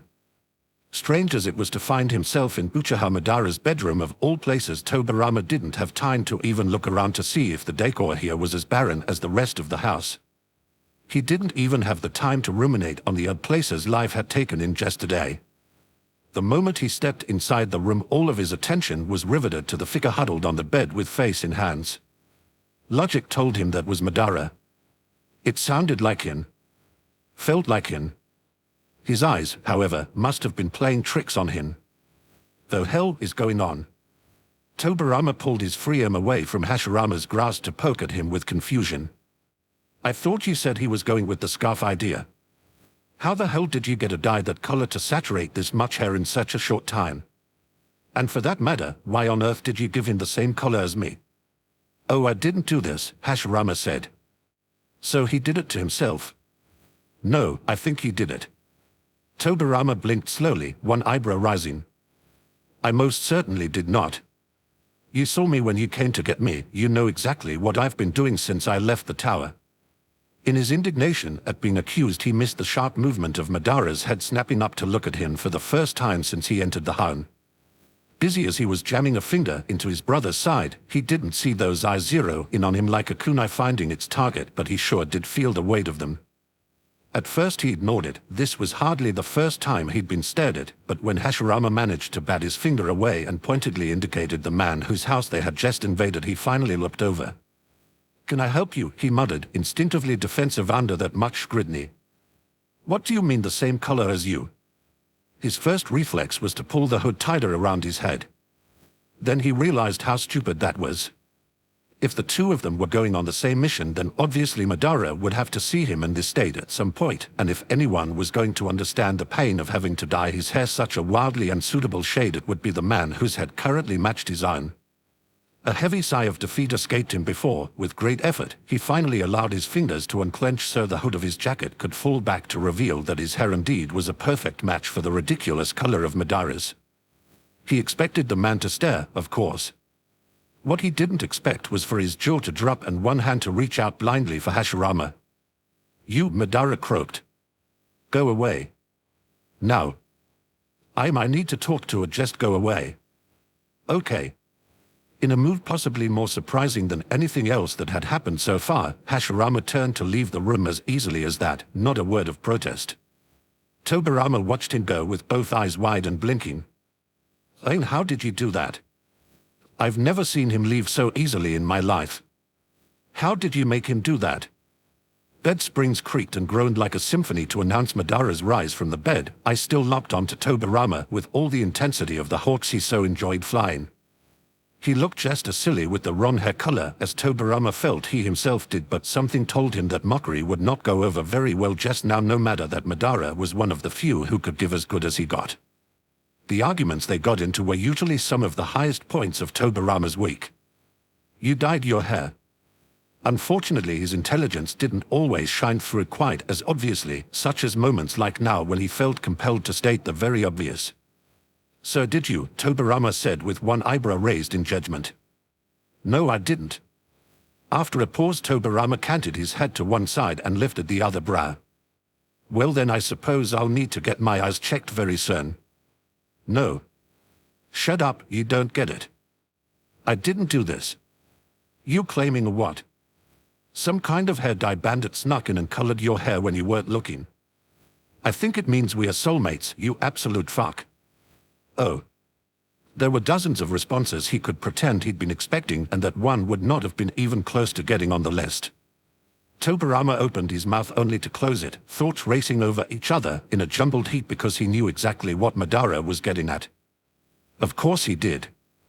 And of course the universe would be so petty as to give them a way to find each other only through humiliating themselves. Sometimes he really did hate other people for how easily they discovered their bonds. Not him, though, oh no. He couldn't have a red string tied to his pinky. He couldn't have been born with the first words his soulmate would say to him imprinted on his skin. He couldn't even have the moment of unquestionable knowing when he heard his partner's voice for the first time. Because it was him and because it was Madara, they just had to do things the hard way, waiting until one of them dyed their hair so the change of color could be reflected on their other half. "That color looks awful on you," was all he could think to say, perhaps a little too honest, but from the very start of peace the two of them had silently agreed to never pull their punches with each other. Madara stared at him in disbelief for a half-dozen heartbeats until without warning he burst into raucous laughter. "Seriously," he demanded. "That's all you have to say?" Tobirama threw both of his hands in the air. "Well, what do you want me to say? It's not like I have some big speech prepared just in case I find out the other half of my soul has been riding around in you this whole time." "No. That's almost surprising. You usually prepared for pretty much anything." The smile on Madara's face gentled his words from insults to fond teasing, and Tobirama wondered how long the possibilities of this had been hiding right under his nose. "I didn't really want to go on this mission in the first place," he mused. "Now I really don't want to. Because we match and it's incredibly obvious that we shouldn't." "No, dumbass, because I just discovered my soulmate and I'd rather like some time to process that." Tobirama rolled his eyes, but there was a very telling hint of a smile on his own face as well. How could there not be? Madara hummed and shifted his weight, coincidentally ending up just a little bit closer when he settled, though Tobirama chose not to point that out. How much do you think it would take to convince your brother not to send us out? Oh, probably about 1,000 yen more than whatever Kuramoto-san paid him. HN. I'd have to dip into the climb coffers. And then I'd have to listen to the elders bitch about squandering climb funds. Madara's nose wrinkled. Tobirama mirrored him, if for no other reason than annoyance that he'd never really noticed how adorable that was. If he looked back on all the past interactions they'd had, he would probably be able to drum up 1,000 different clues that they were meant to be together. Good thing he wasn't the type to look back. Self-reflection was so boring. The problem of his brother forcing them to go through with this mission still was just something they would have to figure out later. Probably a very quick later, since they were still expected to leave some time later that same day, but still, certainly a problem Tobirama was willing to put off solving until he absolutely had to. If Hashirama was really so dead set on making them do this when he very clearly understood what situation was happening, then he could come get them himself. Spot of tea. Tobirama looked around as though he might spot a kitchen through the bedroom walls. Yeah, I guess it would be polite of me to get you some, huh? Madara rubbed back onto his heels and looked towards the door as well, the perfect opportunity for Tobirama to really look at him and take in all the little details he normally wouldn't in another person, the shape of his jawline and the tiny amounts of baby fat that had never fully left his cheeks. It isn't like you to be concerned about being polite, he pointed out. When his soulmate turned back to reveal an openly amused grin, he thought maybe the universe did know what it was doing, but he was still a little annoyed that it had made things so difficult for him. Also quite annoyed that they were likely going to have to see this ridiculous mission through. What an absolute shame that he finally discovered his soulmate only for the poor man to bear witness to his complete lack of seduction skills all in the same day. He hoped Hashirama had already started running because he was going to murder his own brother for this. Chapter 222, Kakashi Sakura Gunma, the one where the first touch leaves a mark. He met Kakashi first. Well, that was kind of obvious. Gunma met the last of the once proud Hatake Lion when they were both in the academy, not technically age mates although they attended all of the same classes. Back then Kakashi hadn't covered so much of his body at all times, but he'd still carried with him the sort of air that made others stay away, the air of one who stood above the rest even if he was good enough not to rub that in any of their faces. Gunma watched Kakashi from afar because he was talented and interesting, but never made much of an effort to actually get to know him. They ran in different groups of friends and there only ever seemed to be 2 or 3 people Kakashi deigned to give his attention to. No point in trying to make friends with someone who didn't want any. It wasn't until they were both nearing the end of their teenage years and Kakashi had been broken in so many ways it hurt just to look at him that Gunma realized they had never touched before. He realized only because they touched. For the very first time. And when he pulled his hand away from where he'd clapped it down onto Kakashi's shoulder with a great deal of frustrated exasperation, the imprint of his hand stayed behind. Some of it, at least. Just leave it be, Gunma, Kakashi was saying. I'm paying my respects. The dead don't care about rain, so I don't see why I should. Look, if you're worried about me being late for the mission, I'll catch up, okay? Kakashi. Go on ahead without me. No, shut up for a damn second. Blinking several times in rapid succession did nothing to clear the mark from his view. Half a handprint. He'd never studied his own fingerprints very closely, but he knew that mark hadn't been there a second ago, so it couldn't really be anyone else's. What he did know for sure was that he definitely had a whole hand on that arm the last time he checked. Kakashi only had one eyebrow visible at the best of times, and when he turned away from the monument it was lifted in question, his uncovered eye dark with the shadows he'd been carrying with him since Obada's death. All right, I'll shut up then, he said. Amazingly, his words came out with just the slightest undertone of humor rather than insult. If Gunma's brain weren't currently exploding, he might have appreciated that a bit more. Look at your shoulder. And don't you dare try to run. Sir Kakashi looked. By some miracle he didn't even try to flee, although that might have had something to do with the way his knees wavered and folded underneath him. When he lifted a hand to trace the shape of one on his shoulder, his cheeks danced through several different colors that Gunma wished he knew how to properly interpret. Trying to figure out what was going on in this guy's brain had always been more guessing game than exact science. Half? Kakashi whispered eventually. What does that mean? Oh no you don't, I know exactly where your head is going, don't even try to say you must be broken or unwanted or any of that. We are just probably waiting on another, you know. Gunma licked his lips nervously, passing the senbon in his mouth from side to side. Another? Well yeah. You know, like how Reidu's got 2 mums and a dad. Or how Shizun's got 2 mums and 2 dads. We just got to find our other one probably. Kakashi chewed that over for several minutes. While he thought Gunma did his best to be subtle about inching closer. He'd been excited about finding his soulmate since he was old enough to know what they were, but he knew there were less and less people like him every generation. Shinobi more and more frequently taught from a young age not to look forward to something that could end up being used against them. Some people even hoped they never found their match to avoid the chance of testing their own loyalties. Privately, Gunma had always questioned any loyalty that didn't leave room for questions. Slowly the minutes passed as his shuffling took him closer and closer. They really were supposed to be leaving on a mission, were supposed to have left almost a half hour ago, but it wasn't like the man they were being sent after would die any different if they arrived at night rather than mid-afternoon. Well, their pay might be cut some if they didn't make it look quite like the accident they were contracted for, but that wasn't the end of the world. This was more important. If he used his best puppy eyes, the Sandame might not even punish them. Eventually Kakashi lifted his head and took a deep breath, startling to see that Gunma was so much closer but very tellingly not protesting. When he spoke, every word carried the faintest tremble. I get 2, he murmured. 2 people who want me.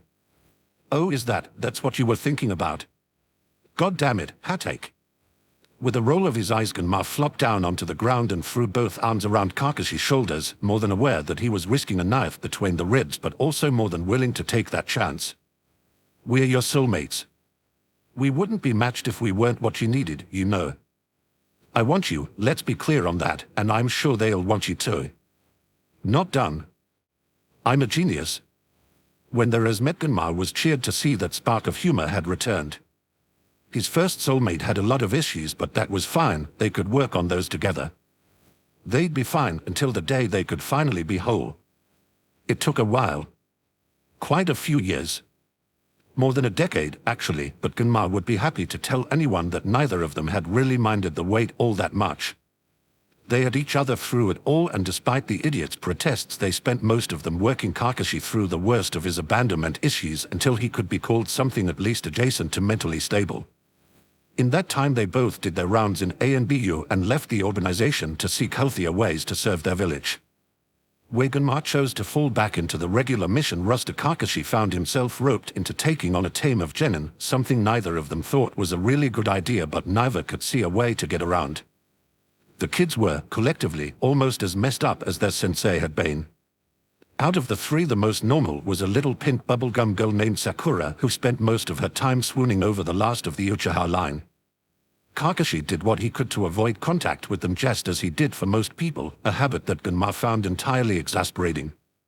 How are we meant to fill out the rest of our marks if you won't touch people? He'd asked once. Kakashi had waved him off. They can touch you. Gunma had rolled his eyes and very carefully not traced the colors filling half of his right palm. Leaving the village periodically had been a part of life since he first graduated the academy, but knowing that he was leaving Kakashi behind, trapped inside those massive walls until he felt that his new team might be able to survive the world beyond him, that was new. Mostly it was a new amusement. Gunma made sure to bring home as many tales of the outside world as he could, playing them up for all the amusement he could squeeze out of watching Kakashi rock between wistful and jealous. Neither of them had ever really known what to do with kids until 3 of them were unceremoniously dumped in Kakashi's lap, so Gunma didn't feel much guilt over not coming to see the little rugrats. He knew all he needed to know about them from the horror stories his partner told him. Or at least he thought he did, until the years began to turn and slowly the rest of the village started talking about them. It figured that Kakashi would stumble his way into accidentally raising some of the most important kids of their generation. If the last of the Uchiha wasn't notable enough, then he had the son of the Yondaime Hokage, and if that still wasn't notable, there was always the bubblegum girl who picked herself up off the ground and apprenticed herself to the Godain, smiling deceptively at anyone who pleased her only to punch straight through the sternum of the ones who didn't. Genma, when he finally met her face to face, decided that they could definitely be friends after she gained a few more years. He didn't realize exactly what such an errant and mindless thought would become. Keeping his distance from Kakashi's kids became a lot harder once they stopped actually being kids, growing steadily into adulthood until one day he met his partner at one of the dingy bars they both shamelessly adored, only to find that Kakashi wasn't alone, slightly harried looking where he sat in the middle of 4 other bodies all smiling and trading jokes about his new haircut. Genma was already laughing a little to see Naruto poking at the spikes now several inches shorter and neater than they had been earlier in the day. It's certainly an interesting look, senpai, Kat was telling him, or Yamada. Genma remembered he was supposed to call him now. Ma, it's an accidental look, Kakashi admitted. Genma slid into the seat next to him with a little wave to everyone else, barely reacting when Kakashi swooned dramatically into his shoulder. One of the ninken knocked into me when I was trimming, and I took a massive chunk off the left side. It was either leave it like that or make everything match. Well, I think it looks nice, Sakura offered. Oddly enough, she even seemed to mean it. Kakashi nodded gratefully in her direction, only to wilt when he spotted the notepad that Sai had whipped out, already doodling an outline of the new haircut. Apparently the reminder of his own reflection was not a welcome one. So cruel, he moaned.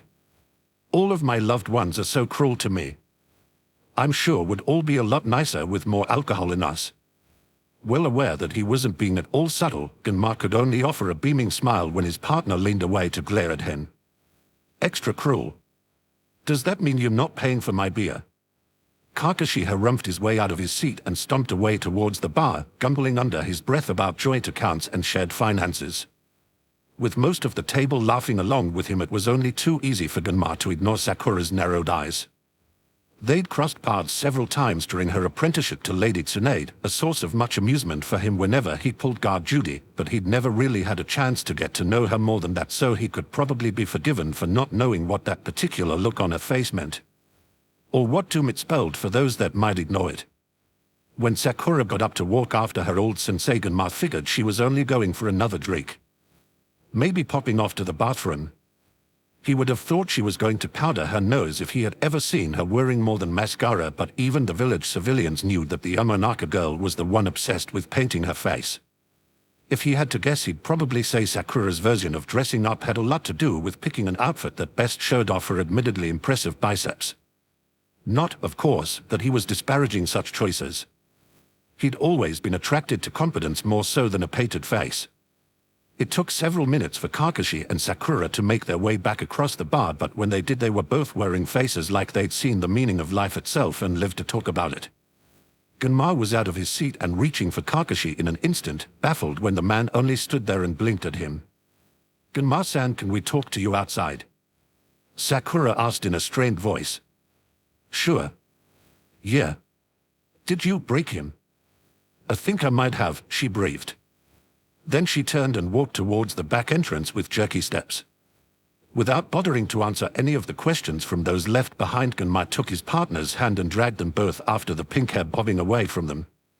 Sakura's compact little body was built much better than either of theirs for weaving her way through the crowd, enough so that by the time they stumbled out into the back alley, Genma was a little worried she might have had time to disappear on them. Thankfully she hadn't.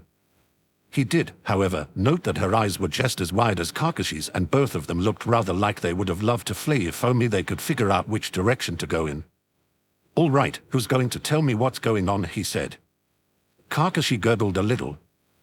Okay, so please don't be upset. The leather of Sakura's gloves creaked in protest as she wrung the poor things between her bare hands with perhaps a little too much violence. No promises. Go on then. The look she gave him was utterly devoid of humor, but luckily for his bones she chose not to punish him for trying to lighten the mood.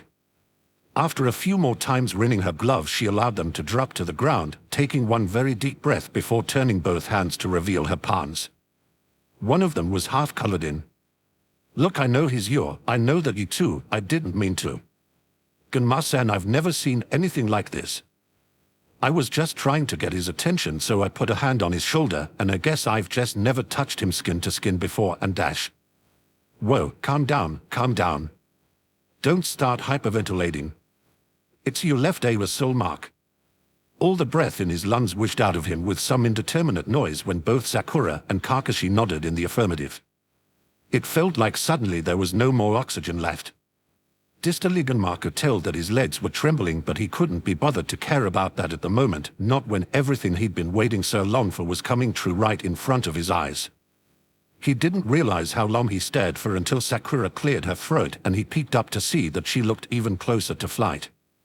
Only then did the rest of her words finally sink in and he understood why she didn't look happier about such an auspicious discovery. You idiot. Kakashi flinched when Gunma reached over to smack him on the back of the head. How many years have you known this girl and you never told her we've got another soulmate? A what? Sakura breathed. Oh sweet chakra farts, just give me your hand, here. Impatient to seal them all together, Gunma didn't wait for permission to reach over and clasp Sakura's hand in the one of his own that looked very much like hers, colored in on one half where he'd first touched Kakashi in the same place she had. All it took was a brief press of skin and then he was pulling away to turn his hand over. They still matched, of course, only now they both sported palms entirely covered with the beautiful mix of colors that made up their soul marks, each half ever so slightly unique to show that they were both bonded to a third. No doubt Kakashi's mark looked identical, and for the space of a single moment Gunma thought to pity his first partner that he didn't have the same ability to just sit and stare at his own mark. The moment passed quickly. Kakashi was a sappy guy under the front he put up for others, but he wasn't quite that sentimental. Which was good.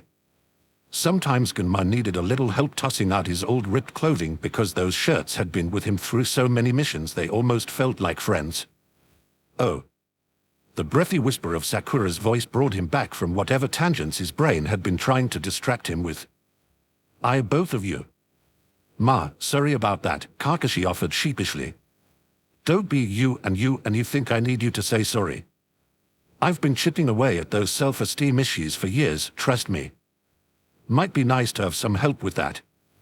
Gunma chuckled to cover his nerves. Seriously though, you don't mind, do you? We are both maybe a bit old for you, but we've been keeping a spot on the couch warm for whenever we found you. If you need some time to think about it, that's okay. Just know that, He was cut off from having to finish that thought by deceptively slim arms throwing themselves around his neck.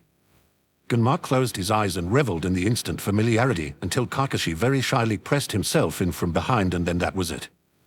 They were complete.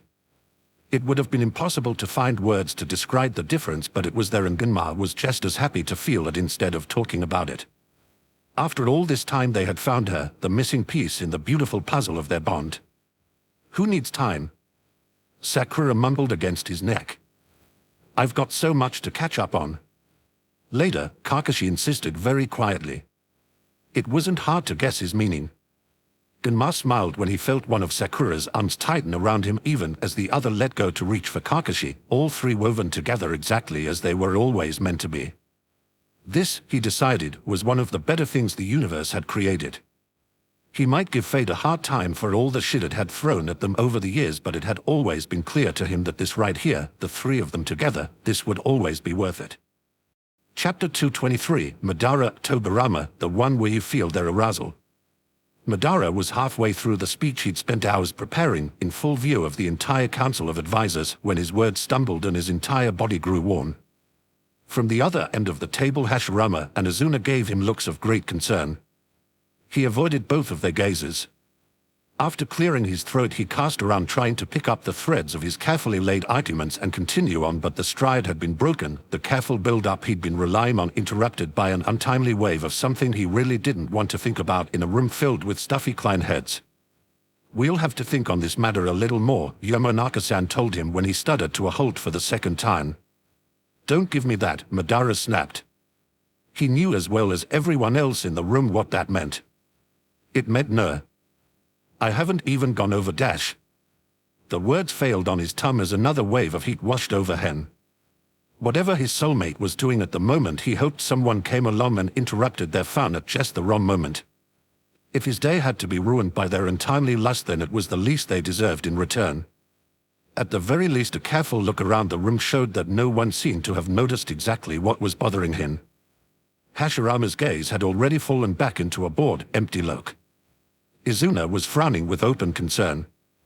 Most of the advisors were either drumming their fingers with impatience as they waited for their own turn to speak or jotting notes down on the papers in front of them.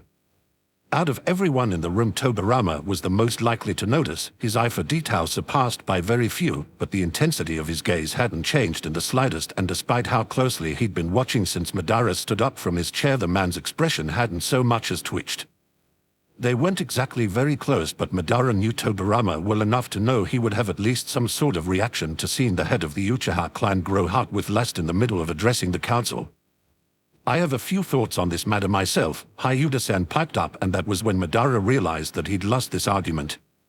It didn't matter whether the points he'd been trying to make were good or valid or benefited the village as a whole.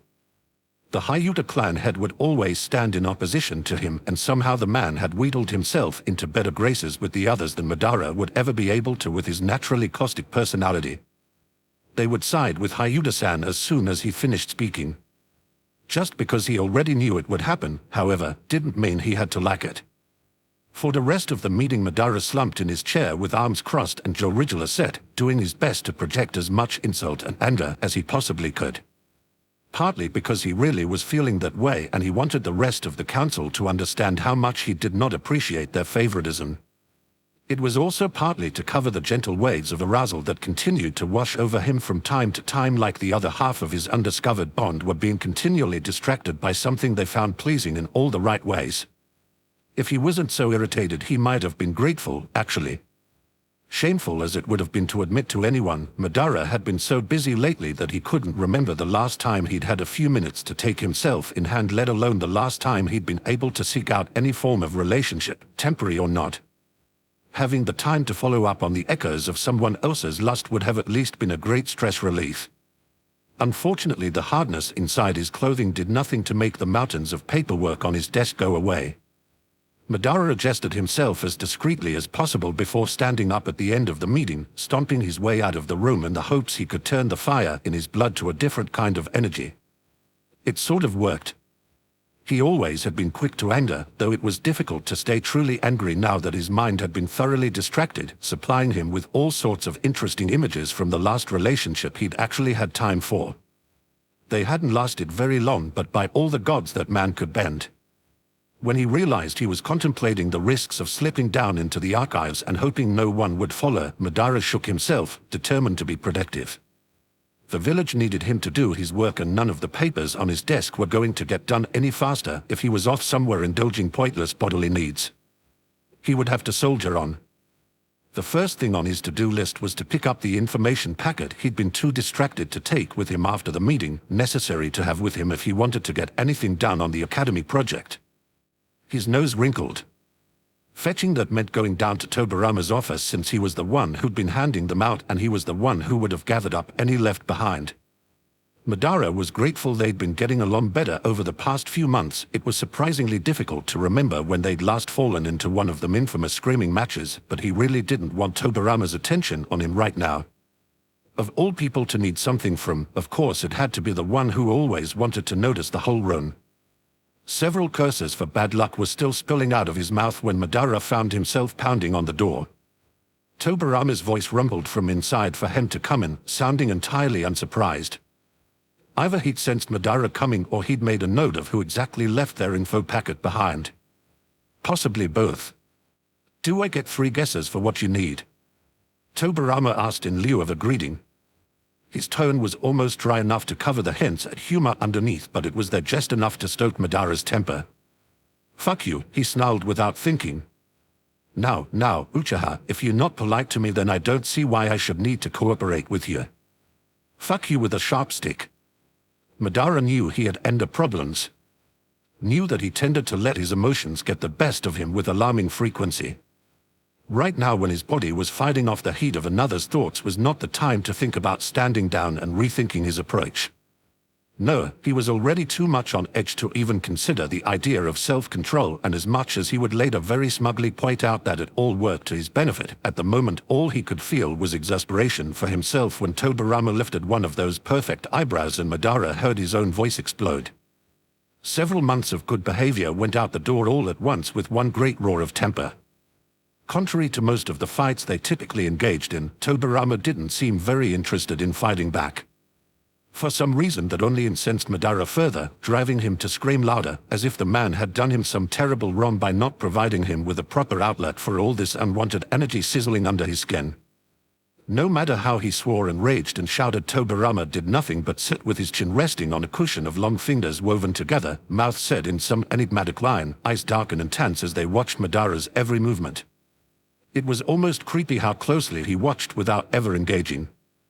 Yet worse than being stared at like some freakish through exhibit were the constant waves of increasing lust. Madara wished he could say that his anger was burning it away like he'd hoped, but it only seemed to make it worse.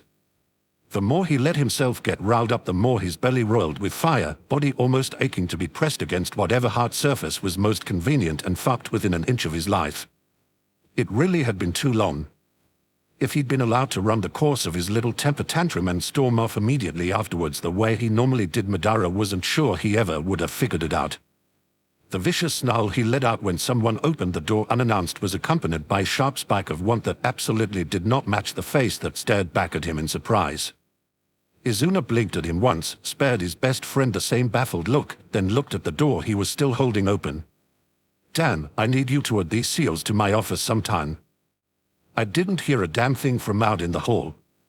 Madara growled to have his beautifully crafted insults cut off when he was in the middle of a really good stride. His jaw opened to demand that Tobirama do no such thing, only to snap shut when he caught sight of the man he'd just been abusing for who the hell knew how long. Of all the expressions he might have expected to see, shame was not one of them. He wouldn't have guessed Tobirama even knew what shame felt like, but there it was in the faint twist of lips and the guilty shifting of weight. It wasn't until he realized one of Tobirama's hands was out of sight under the desk that his brain made a leap from point A to somewhere along the lines of tab C, subparagraph 98, and then he was left standing just a little outside of his own body, entirely unaware of the world around him. By the time his unsuspecting brain had finally accepted the idea that just occurred to him, he came back to himself to realize the door was shut, Izuna was nowhere in sight, and Tobirama was staring at him again with something like faint worry hanging between the creases of his brow. "Are you hot for me?" Madara demanded with every ounce of tack in his body, which was to say absolutely none. "I beg your pardon. You were watching me just like that while I was making my presentation during the meeting." Failing to make your presentation, Tobirama corrected him. And then he seemed to fall still in anticipation, and Madara could only stare as the whole world crashed down around his ears. "You do it on purpose," he breathed. "You make me angry on purpose because you like it. You fucker." "I don't know what you're talking about," Tobirama protested. His voice was steady enough to give the words credence, and it would have been entirely believable if not for the sudden bright red color staining his ears. Madara stomped a little closer to slam both hands down on the desk and shove his face right up to the other man. "Don't fucking lie to me. You're hot for this disaster, I can feel it. Every time I get louder you get hornier." Watching Tobirama's eyes blow wide was satisfying, but seeing him drop his face into both hands with the mortification of getting caught was pure gold. Madara enjoyed it very smugly, even as he raced to catch up with the true meaning behind his own discovery. In an effort not to flail his way through a moment he'd been dreaming of since the day his mother explained the concept of soulmates to him as a wee little preteen, he cast about for something else to say. "The only thing I don't get is what got you hot in the meeting of a fucking council meeting." "I like your confidence," Tobirama's voice admitted from behind pale fingers. "It's competent. And attractive." He could not have sounded more strained if the words had been tortured out of him. Madara chewed that over for a minute before deciding he liked it. This he could definitely work with. "Right. Well, I'm going to get absolutely nothing done until I can think straight again, so here's what is going to happen. You want confidence? Good. Then you're going to follow me home, you're going to follow me into my bedroom, and then you are going to follow every single order I give while you rail me into the mattress. Are we in agreement?" He'd never seen Tobirama move so fast in his entire life. 1 second they were separated by the very solid wood of a sturdy desk, and the next he was standing in a 6-foot shadow blinking at surprisingly delicate collarbones. He grinned to see the blush revealed now that Tobirama wasn't hiding behind his hands. It had been far too long, but it wouldn't be too much longer. Madara freely gave into the urge to cackle as he led his soulmate away to go work off a little energy before they could talk about this with level heads. Notes. Next chapter will be the opening of prompts at last. Please note that any prompts left on this chapter will not be entered in the draw. An explanation for how this works, as well as a link to the pairings of characters I write for, are both available in the collection summary at all times.